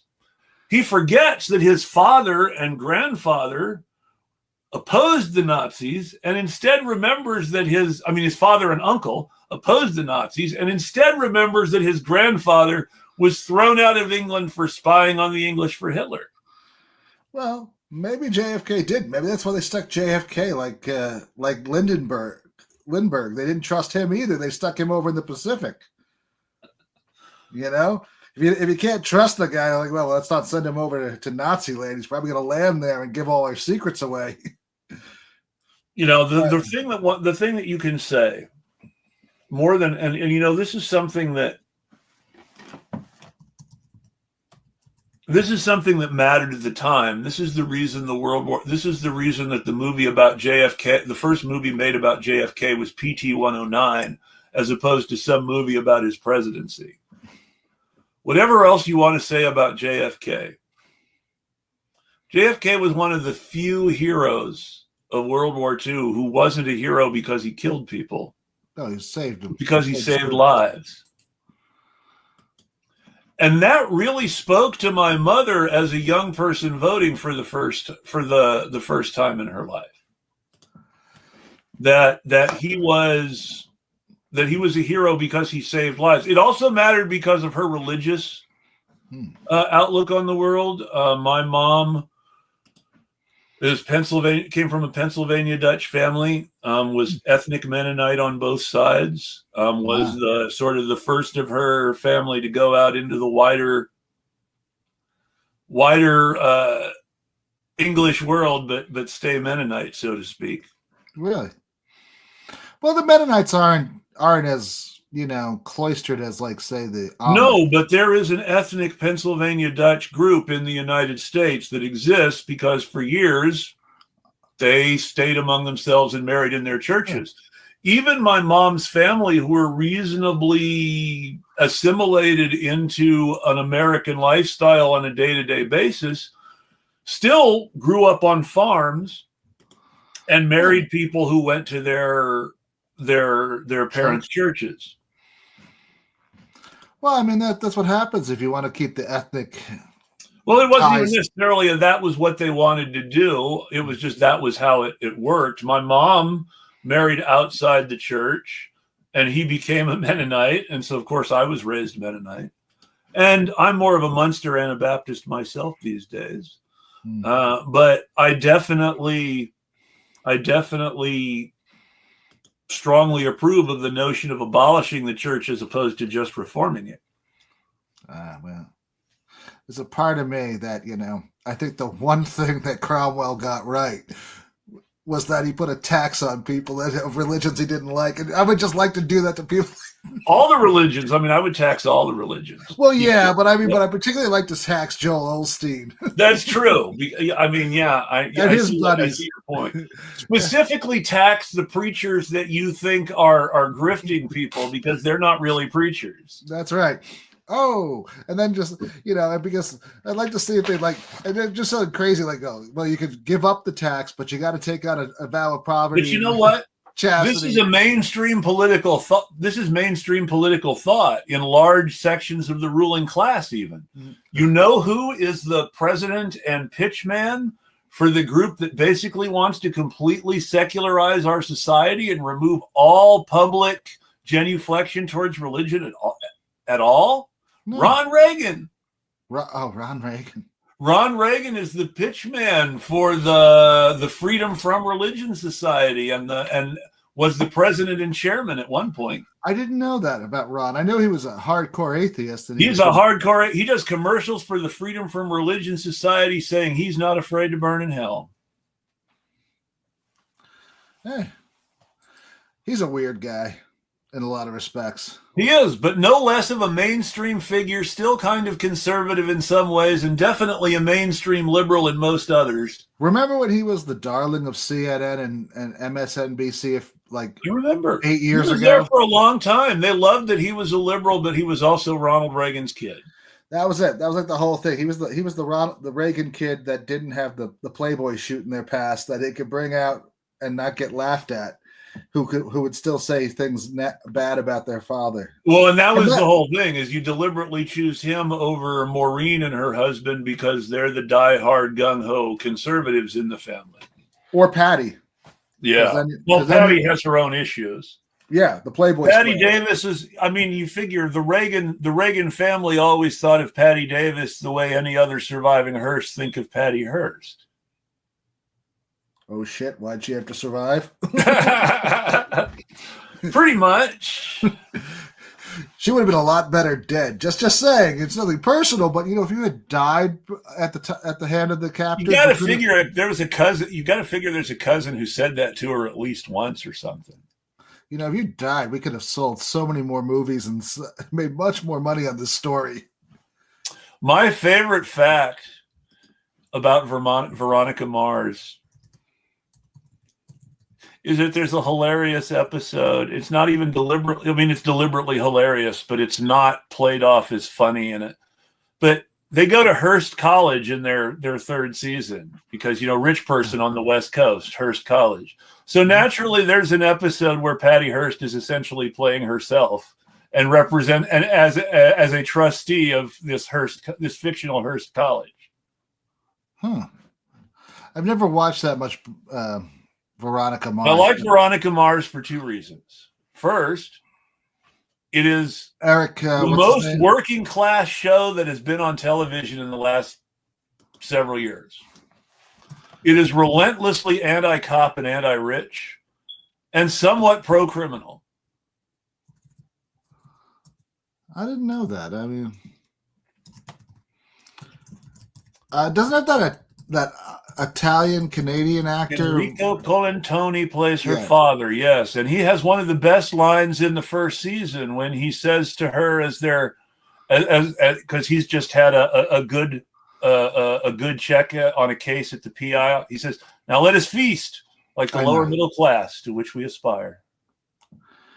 I think I've seen the pilot. But what I remember most about that show is him, and then I remember that in a year he's on the Canadian version of SWAT. Yeah, he was on a cop show, but I don't even think about that. What I remember about Veronica and that was really pro-cop in the sense that, they didn't kill anybody really ever in that show. That was it's Canadian. Canadian cop shows are never about the cops killing people. I've noticed that. Even in the ones that are more like traditional American cop shows where a cop might occasionally kill someone, it's never about the cop killing someone. As opposed to, say, Hunter, which is always about the cop killing someone. Hey, come on. When you got Fred Dreyer, you've got to pull Hey, I'm going to say this up front, and that is if we're talking about traditional pro-propaganda cop shows, Hunter's my favorite show. If only because all the cops if only because the other cops don't like Hunter, and Hunter really cares about things that the other cops don't, which always has to be true in any cop show where you actually want to root for the hero, as opposed to it just being an open and blatant, not even try to hide it propaganda exercise. Well, that'd be Miami Vice of the 80s. Right, Miami Vice tried to make cop life look like it was glamorous. Yes, it really did. It really. Did. They drove. He lived on a boat. It's like they wanted you to become an undercover narc. It's like they were trying to make being an undercover narc glamorous, so that kids would say, "I want to be an undercover narc when I grow up."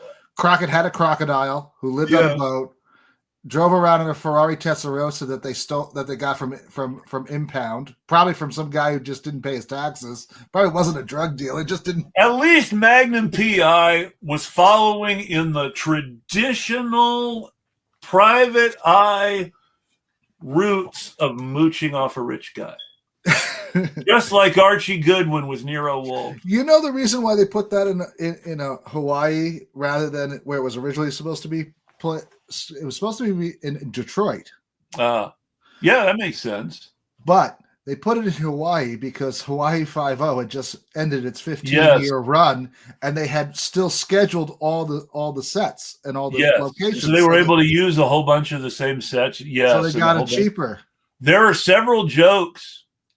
It's several points in Magnum PI where someone references 5-0, or someone references, and this is my favorite, in one of the episodes, there is an episode where he's with his friend, Jean-Bruce Scott, who will later on be on Airwolf for a season.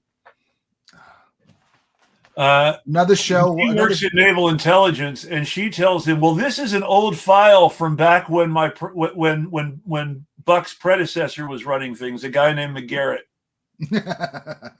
Wasn't he the desk sergeant, McGarrett?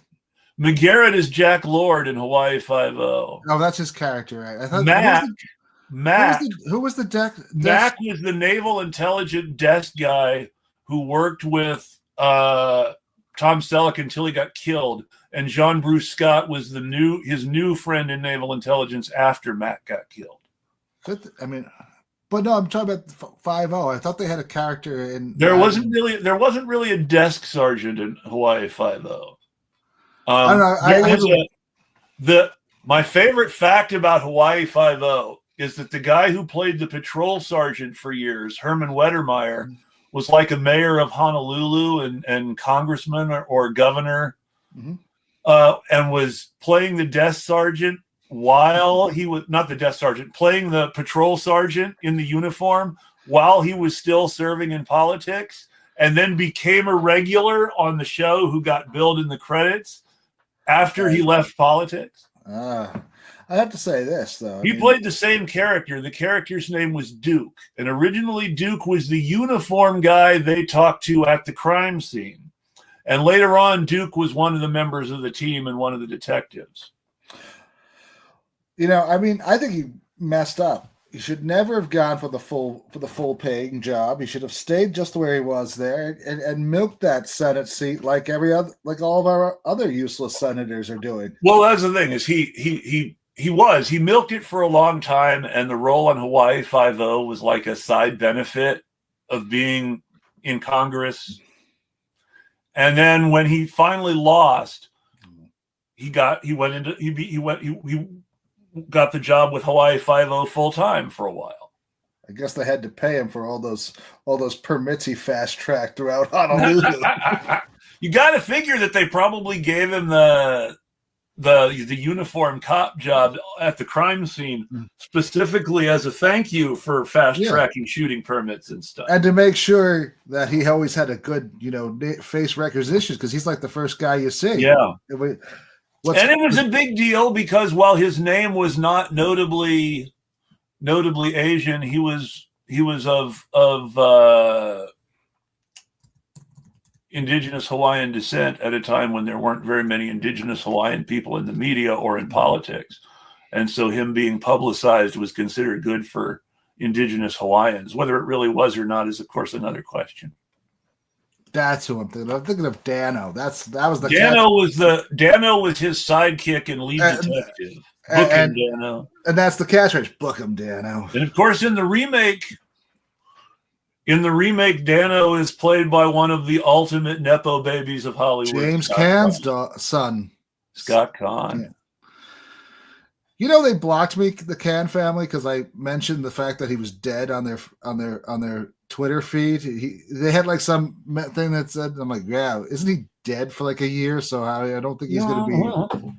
They were upset by you not letting them pretend their father was still alive or something. I don't know, but I got blocked for I was like, isn't James not with us anymore here, guys? I don't think he's going to be promoting that. James Caan, of course, was a violation of the. Well, never mind. I'm mixing him up with someone else. But anyway, back to the original again, since we keep digressing, and I want to get back on topic before we wrap up. This Nazi non-reaction to measles, which is going to lead to more kids dying of measles, which is going to be normalized, it's really scary, because the original Nazism in Germany very much grew out from a reaction against programs that the Weimar Republic had passed in order to help disabled people live some degree of a normal life. Ironically, a lot of them veterans. Exactly, a lot of them veterans, or people who had gotten Spanish flu. Mm-hmm. And that one of the core Nazi planks was to abolish this social safety net for disabled veterans and survivors of pandemic. And we're seeing this same attack on the same people by the same pro-corporate, pro-social conservatism, pro-Christian forces, all of which have the money to force their version of Christianity on others. That's very true. One of the first religious groups targeted by the Nazis was a Mennonite group called the Bruderhof. Oh, yes. There's actually They a large were actually run out of the country and had to flee. There's a large segment of Bruderhof that live near me. Yes. There's a Bruderhof. There's a Bruderhof. There are several main Bruderhof farms in New York still, in fact. They're really cool people. I mean, yeah. They love alternative energy and engineering. So you can see why they weren't going, right? I mean, Gustav they've been reliably anti-fascist since before World War II. You can definitely see why Krupp didn't want them there. And alternative energy? 9. We built guns. Well, the thing that really pissed Hitler off was, number one, they kept, ironically, for a sort of anti-modern technology group, they kept vaccinating their kids for diphtheria when Hitler was trying to get people to stop vaccinating their kids for diphtheria. Yeah. And they were also very, very outspoken against persecution of disabled people or other religious groups. Amazing, a religious minority that realizes, well, if they persecute one religious minority, they'll persecute me too. Well, you'd think more people would see it, but they don't. And what's fascinating with Trump is that he's gotten everyone to focus on such idiotic things like, well, if a school has a program where they let kids choose what pronouns they want, well, then that's done. We're going to kill that school. Then they don't realize that he's also probably going after the fact that the school has a high vaccination rate or something else that he doesn't really like.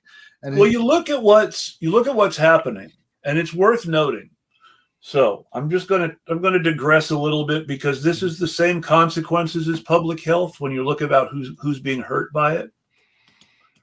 You look at the states that have gotten the most public health money from the federal government over the years, and the states that have gotten the most education money over the federal government for the last few years.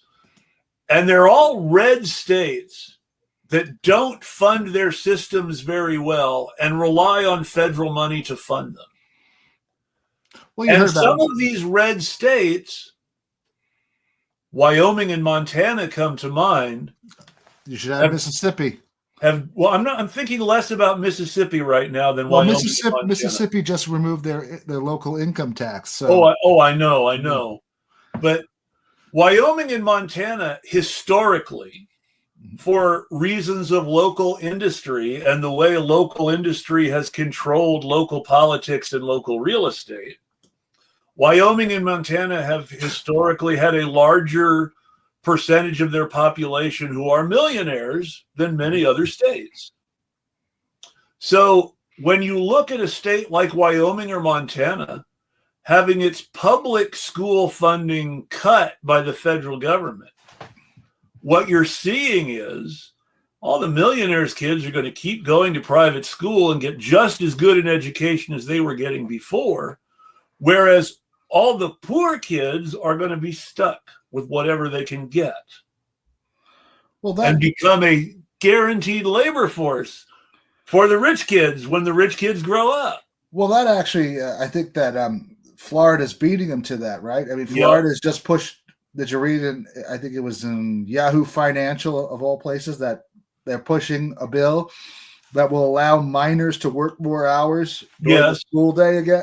Yes, but remember, Florida was already very helpfully making sure that church schools were getting public funds from the public education system. Sure, but what I'm just Byron Donaldson's wife has a whole career based on getting Florida state money for her chain of religious schools. The Anchor another friend of the guy who founded the alternative college admissions test, and she's still on that board with Cornell West.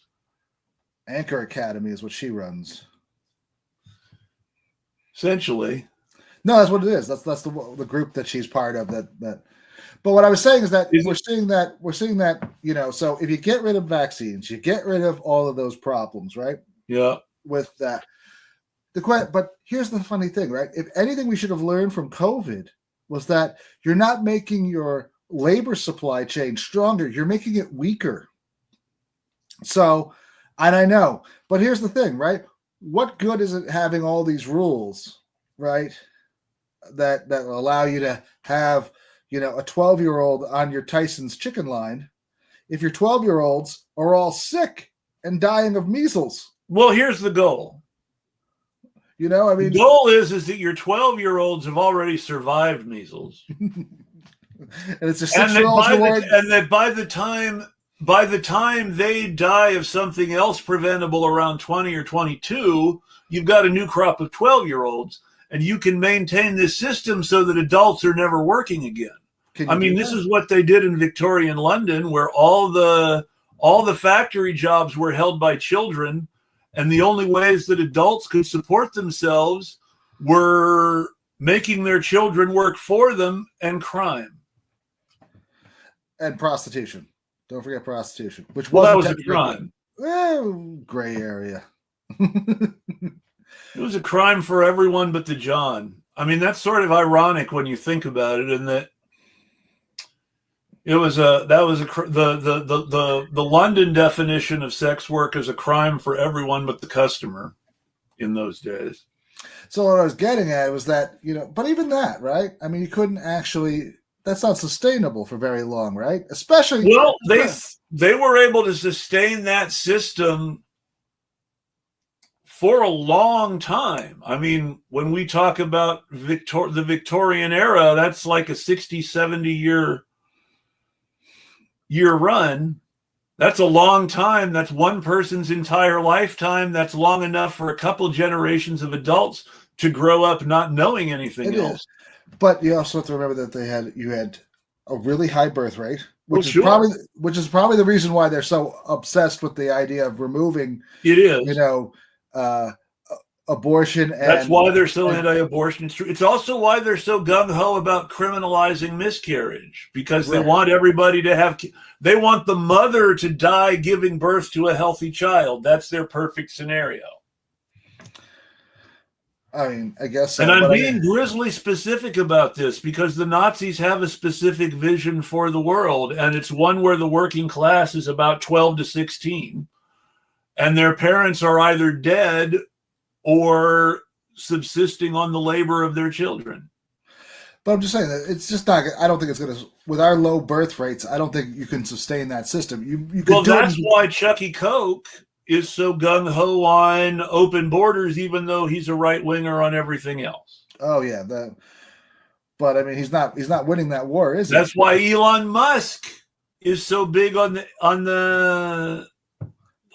immigration visas for highly skilled labor, because he doesn't want American workers with a sense of American entitlement.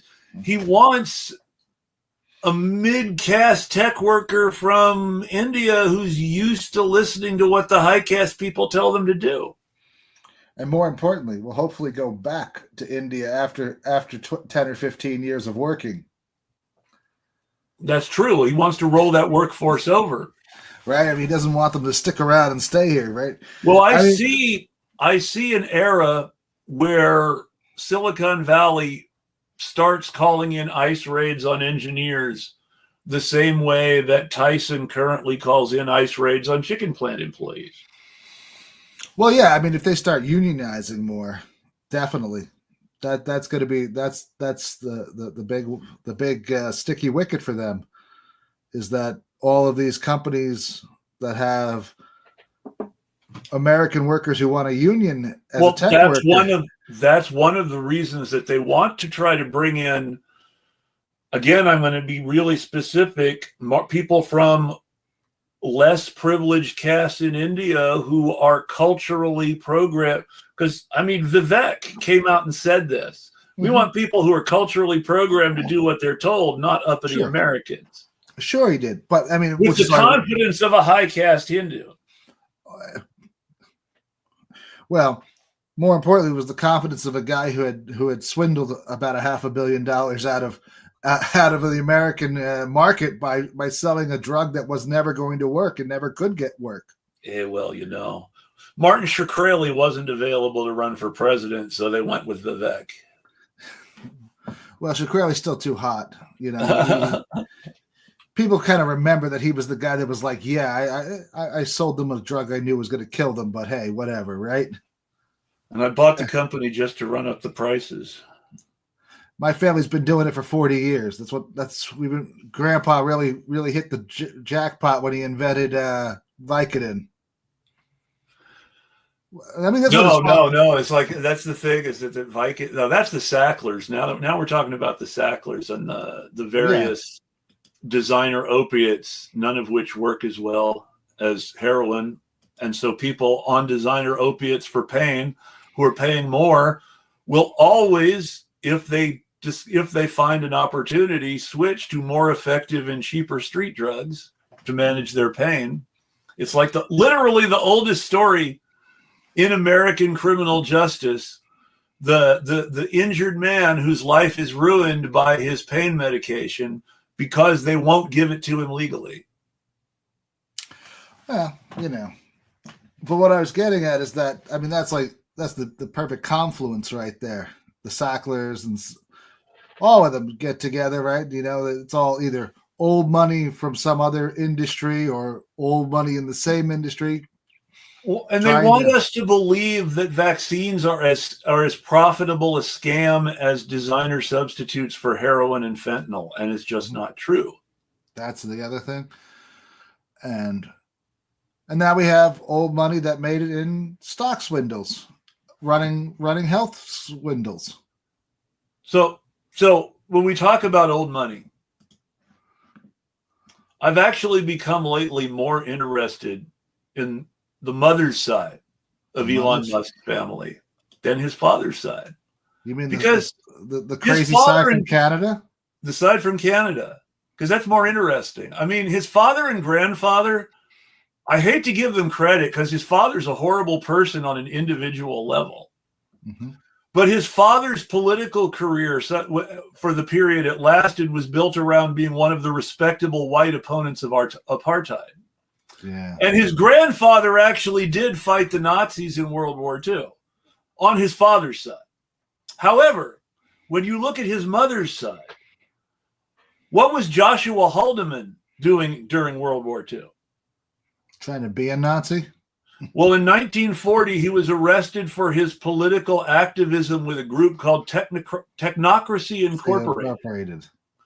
Technocracy Incorporated was a very polite Canadian Nazi group that was part of a very polite Canadian and Western European Nazi movement called the technocracy movement. Now, being Canadian, they were very polite about their Nazism, and they didn't openly call for things like genocide, but they were aggressively anti-democratic. They were for racial segregation, and there was a lot of implied approval of the First Nations genocide that led to Canada existing in the first place. So in 1940, Joshua Haldeman was arrested and went to prison for his involvement in Nazi politics at a time when Canada was at war with the Nazis as part of the British Empire. Because remember, the British and the Nazis went to war in 1939, and Haldeman was arrested in 1940. In 1950, when his daughter May was 2 years old, Joshua Haldeman relocated from Canada to South Africa, which was a more welcoming climate for ex-Nazis. And apartheid aficionados. Where he became an aggressive pro-apartheid activist. That's the next thing I was going to say when you said, just as you were saying, apartheid aficionado. In South Africa, Canadian Nazi Joshua Haldeman coincidentally became a diehard pro-apartheid activist. Seems like a... And so where else did he go after that? May Haldeman, who was only 2 when her father moved to South Africa, she was born in 1948, was raised, let's not go into whatever her personal beliefs may or may not have been, was raised as a second-generation Nazi. Not neo, but second-generation original Nazi by her original Nazi father, who was arrested in 1940. In pro-apartheid South Africa, where her father was a pro-apartheid activist. And her son, therefore, may very well be a third-generation Nazi. Not a neo-Nazi, a third-generation Nazi.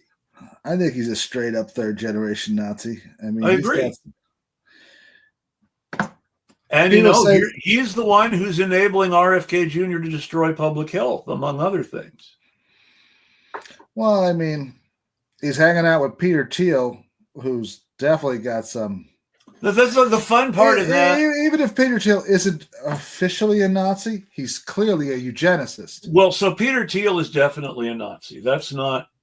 Well, I don't know. I mean, argument. He's definitely a Nazi. There are aspects of his personal lifestyle that may not conform to traditional Nazism.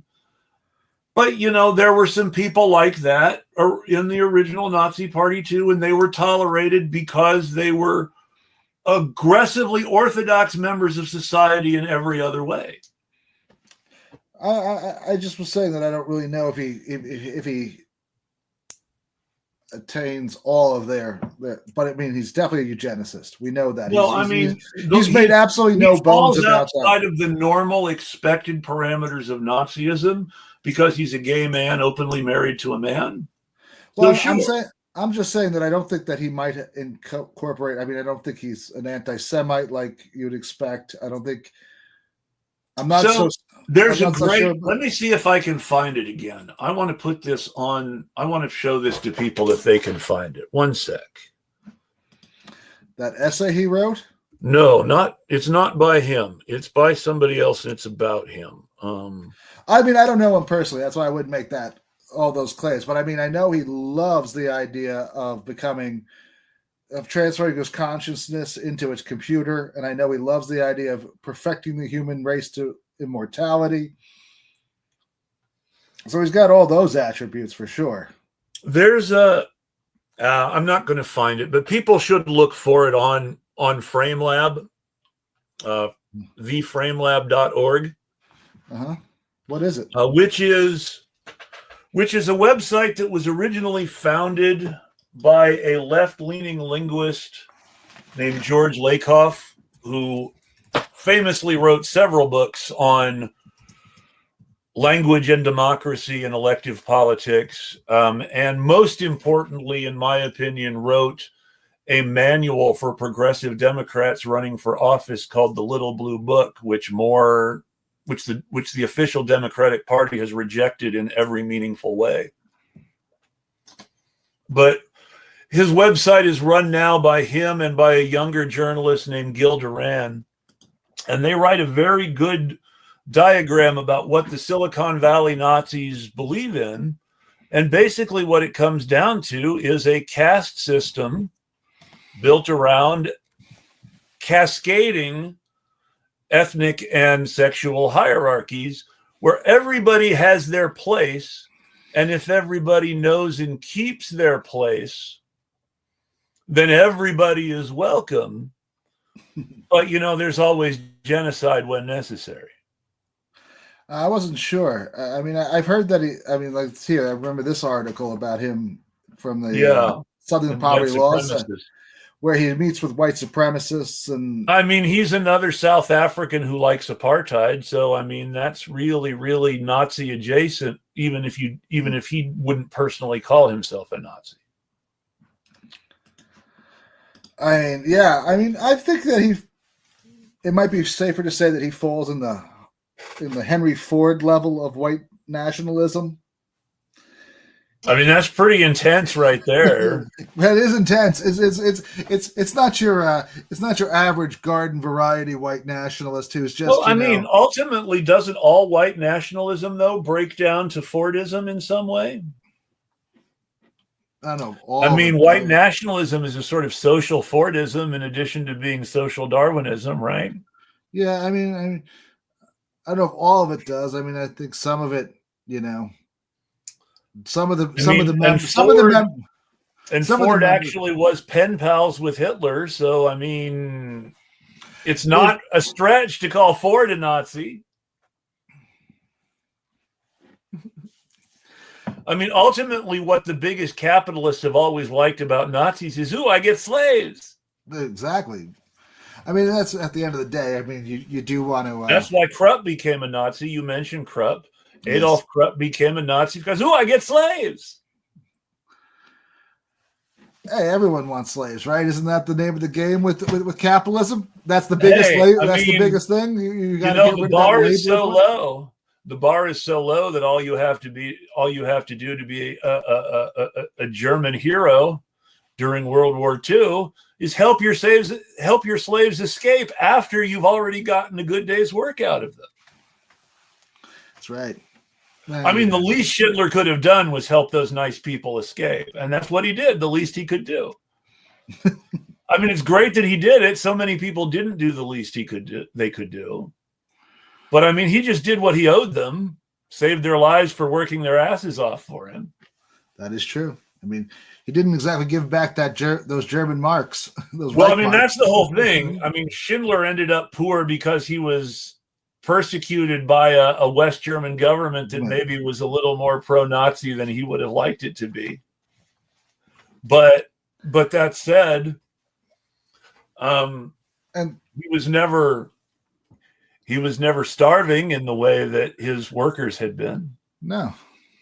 And he certainly didn't face deportation to further concentration camps where it would get worse.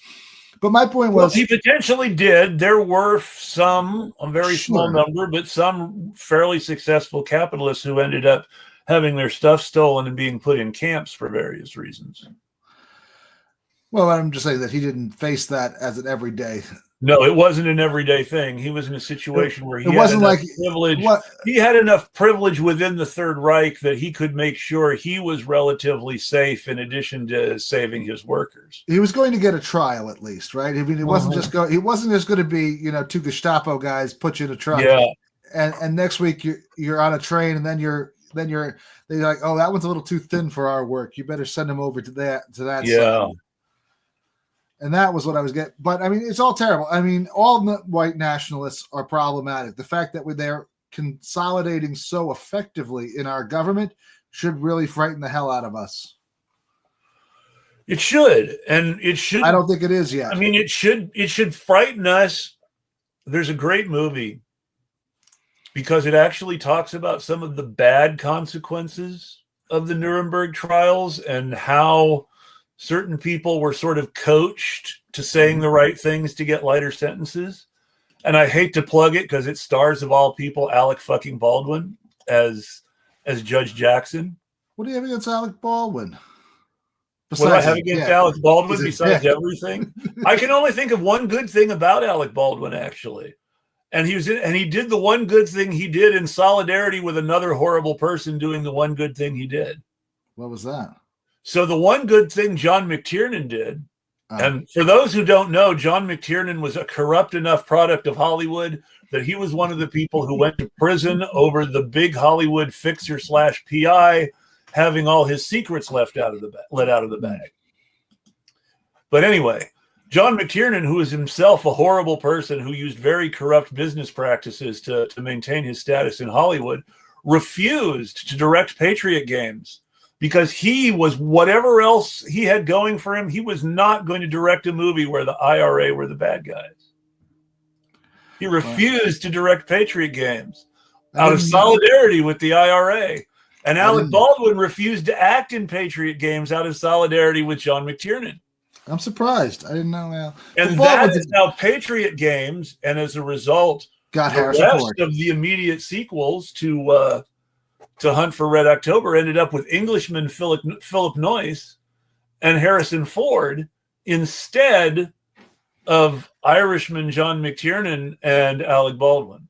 Who's also Irish from Long Island. Who's also Irish. I was just going to say that, I mean, the only movie I ever really liked Alec Baldwin is Glengarry Glen Ross when he gives that big speech. Always keep closing. Coffee is for closers. Glengarry Glen Ross really, really, really prefigures Donald Trump. Oh, it does. I mean, it really does. I mean, and Donald Trump's figure is Alec Baldwin. That's him. Yes, and Alec Baldwin is the first guy to play Trump on Saturday Night Live. So it's full circle. It is. It's perfect synergy. Just imagine if they had gotten Michael Keaton to come back as Gordon Gekko and do an appearance with Alec Baldwin Trump. You mean Michael Douglas? Michael Douglas, sorry. Even though Michael Keaton's real name is Michael Douglas, and that's why it's Michael Keaton. If your real name was Michael Douglas, and there was already an actor whose real name was something Jr. I'd have to look it up again, but I mean, because Michael Douglas is I believe it Daniel Danilovich Jr. I could be wrong. Daniel Danilovich is Kirk Douglas, by the way. Yeah, from Amsterdam, New York. Yep. Daniel Isher Danilovich. Yeah, they're Russian Jews. Yes. Which is why they're safe. Ashkenazi Jews. They're safe. Look, except you know, I don't know that they are. I know Michael Douglas got sick at least once. I was just kidding, but that's I know. But there's your disproving of RFK Jr.'s conspiracy. Michael Douglas got sick at least once. I couldn't believe that. He still promotes that, I think, probably. He does. I mean, he said he was willing to stand, but he did sort of stand by that in his congressional confirmation hearing. He said, "Yes, I said that. I still believe it. It's been proven true." He said it, with no shame. And that is why. And this is like openly Nazi stuff. When you have a Health and Human Services secretary who in his confirmation hearing says, there's an engineered bioweapon that doesn't kill Jews. I mean, think about that. That is definitely promoting a Jewish conspiracy. Definitely. At the same time, standing with Rabbi Shmuley and saying, this is the good Jewish conspiracy over here in Israel. That's right.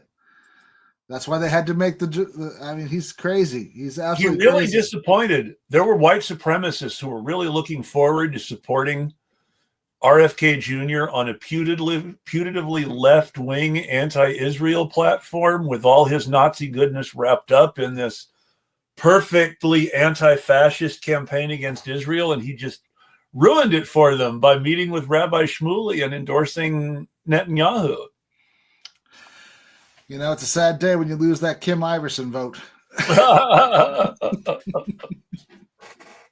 Because I mean, she'll promote some crazy stuff for you. But Rabbi Shmuley is going too far. Heck, Jesse Singal.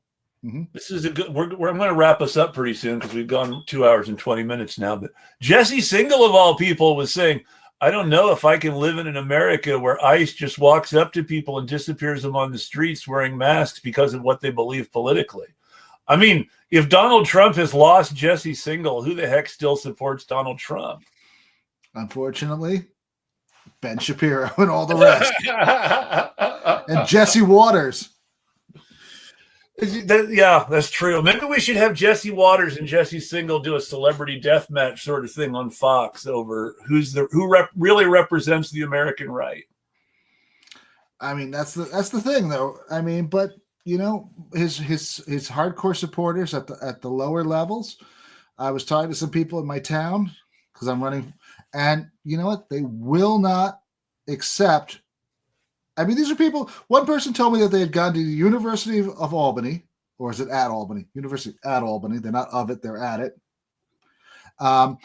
Pharmaceutical, and is a pharmacist, and told me that she did not believe the vaccines. She did not believe in any vaccines any longer. I said, "You're a pharmacist. I mean, you do realize that this seems to be a little bit of a problem if you're a pharmacist and you don't believe in pharmacology. Yeah. You don't believe in pharmacology, but you're a pharmacist anymore. What's going on? Well, it's all lies. It's all big pharma trying to get one over on us." I said, okay, so if it's all big pharma getting one over on us, and you want to remove all the regulations, who wins? To that, she just walked away from me. But I mean, yeah, well, the idea is, well, and that's really sort of the thing, because the whole idea was a lot of people believed that RFK Jr. was going to represent a new and better FDA. Mm-hmm. It was going to go after the additives in our food. Well, he will go after that. That's a pretty safe one. Well, but except that's the whole thing, is that ultimately he's going to be, if he's really going to be removing all regulations, then he's not going to go after food additives in the way he's talking about. Not in the end, because the deregulation won't allow him to go after those food additives. I mean, that is the big question, right? I mean, he'll say that yellow dye number 5 gives you cancer, and then 2 weeks later, if he takes away the FDA's ability to actually take any foods off the or additives out of the mix. All right, exactly. Yellow dye number 5 gives you cancer. What do you want me to do? And then and then nobody trusts any of the food, mm-hmm. which is his goal. Don't trust any of the food. Drink raw milk. Drink smoothies. Add those vitamin A pills. and this is where we end up in this, billionaire's paradise. Where they have all think they need, I mean, maybe this is where automation always goes when they talk about not needing workers. Maybe they just figure, hey, we can live in our billionaire enclave surrounded by robots without any other people. Galt's Gulch? Galt's Gulch, that's it. Galt's Gulch. From Ayn Rand. I always wondered who fixed the toilets, right? I mean, that was like the big problem. They got a robot to fix the toilets. I mean, that's the joy of artificial AI, of artificial intelligence. You got a robot to do everything. Yeah, but does it? Who fixes the robot? Who does the actual building of the robot? Right? I mean, more robots. Who does the mining? Right? I mean, you got to build those robots. You got to build those factories. Ultimately, it all goes in an RUR direction, in my opinion. Now, keep in mind that in RUR, Rossum's Universal Robots by Carl Capek. Did you know that the word, he came up with the word robot is a variation of the Czech word for slave? Yes, that's right. It was on purpose. Yeah. Also, the robots in his in his book, in his play, RUR, the robots are genetically engineered life forms, like Frankenstein in the original book, genetically engineered as opposed to built in a factory. Right. And that he is actually, and that the what ends up becoming sort of the death knell for human society and the birth of the future robot society in its place is they actually make a decision to let the robots breed directly in order to maintain the robot population, which ends up with a robot Adam and a robot Eve repopulating the world.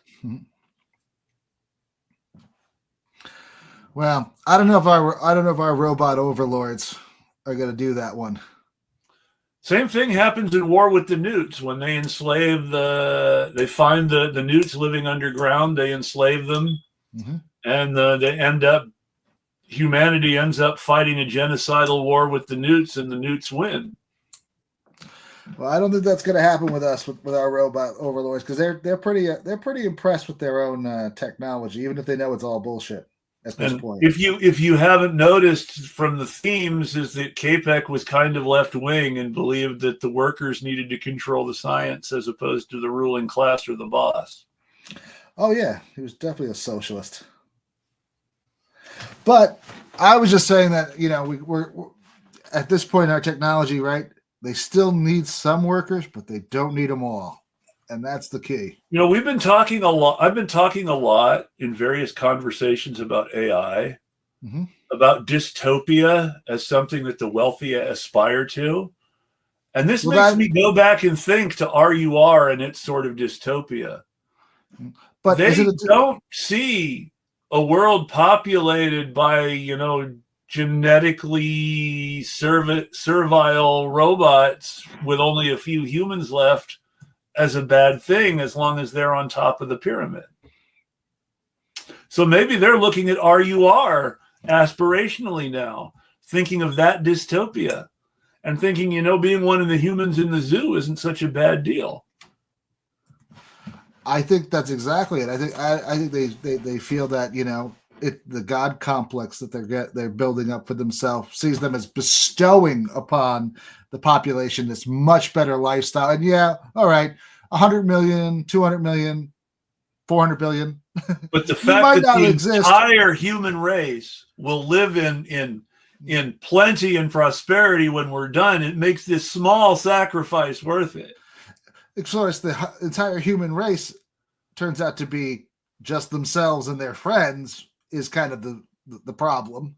And this is when the consultant steps in and says, I like this idea, but we need to name it in a way where people don't understand what you're actually doing. So we're going to call this effective altruism. That's right. And wasn't there, there was that tech baron. Yes, there is. That called for ethnic cleansing based on, you're in San Francisco recently. Yes. Like 2 years ago. There's lots of people right now calling for. So here's the thing.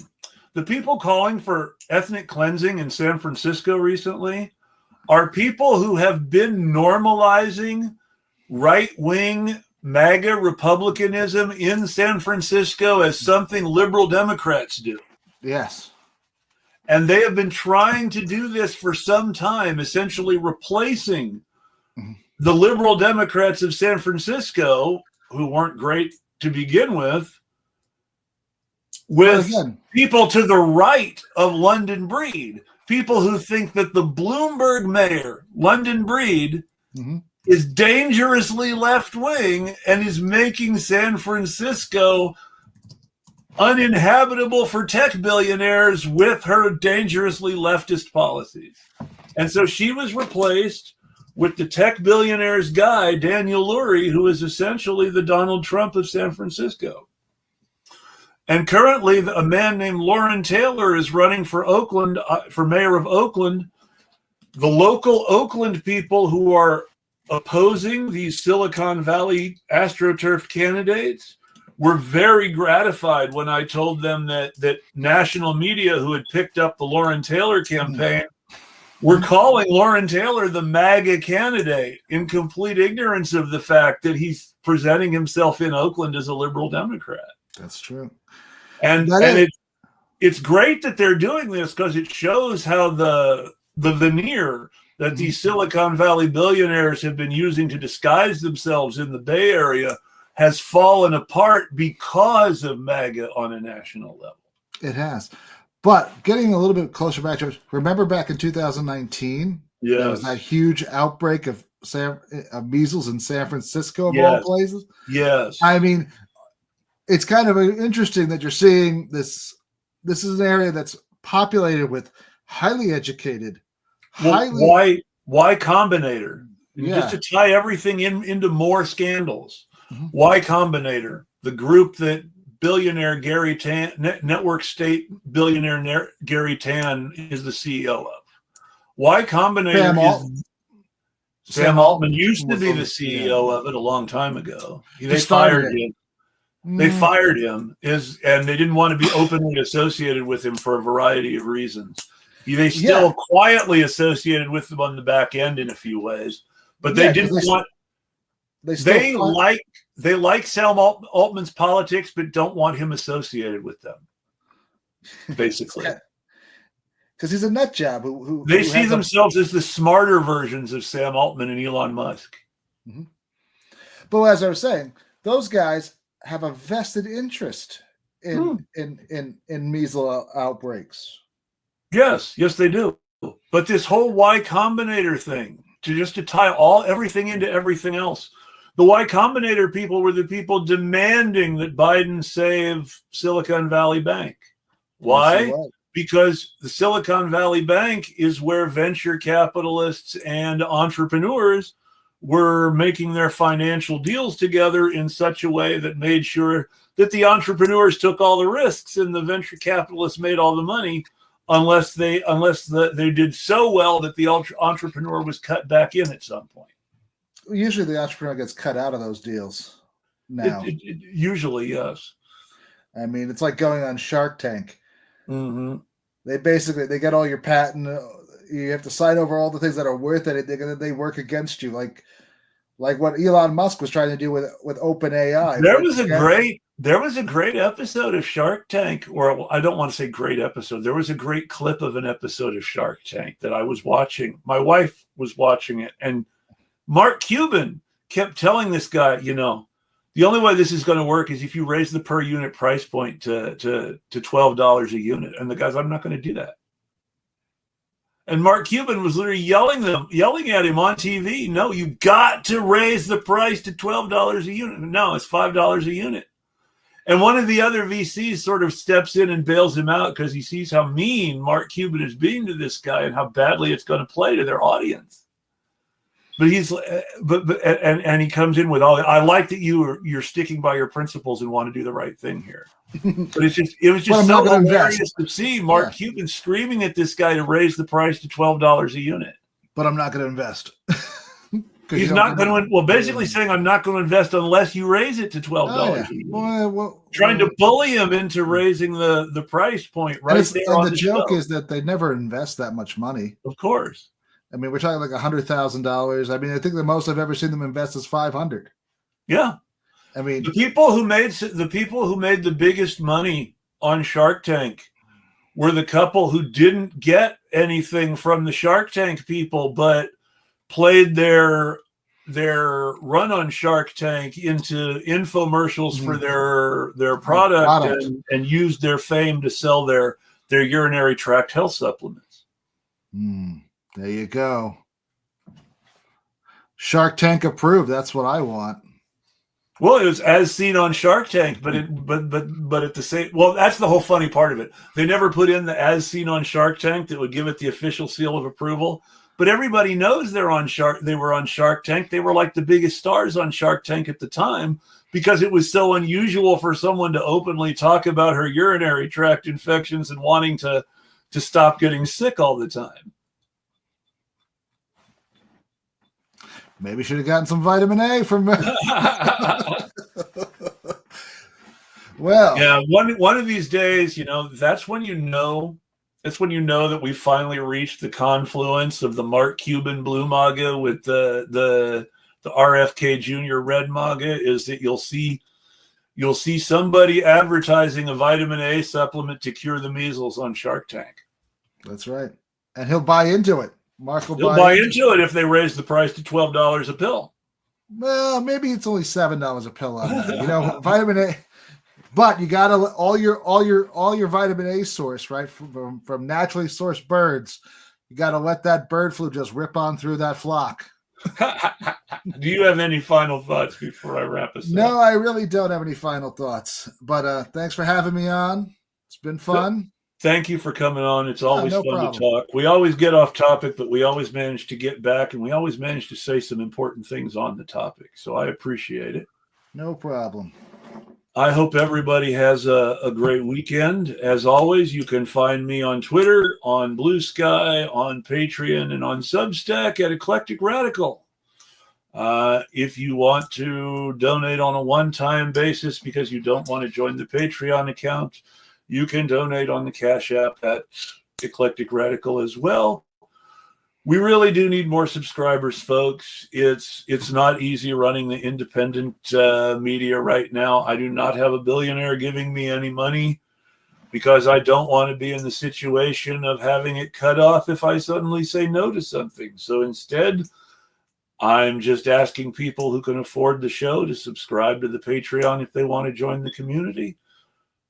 If this conversation sounds cool, hey, join us. Everybody have a great weekend. We'll tweet at you. Bye.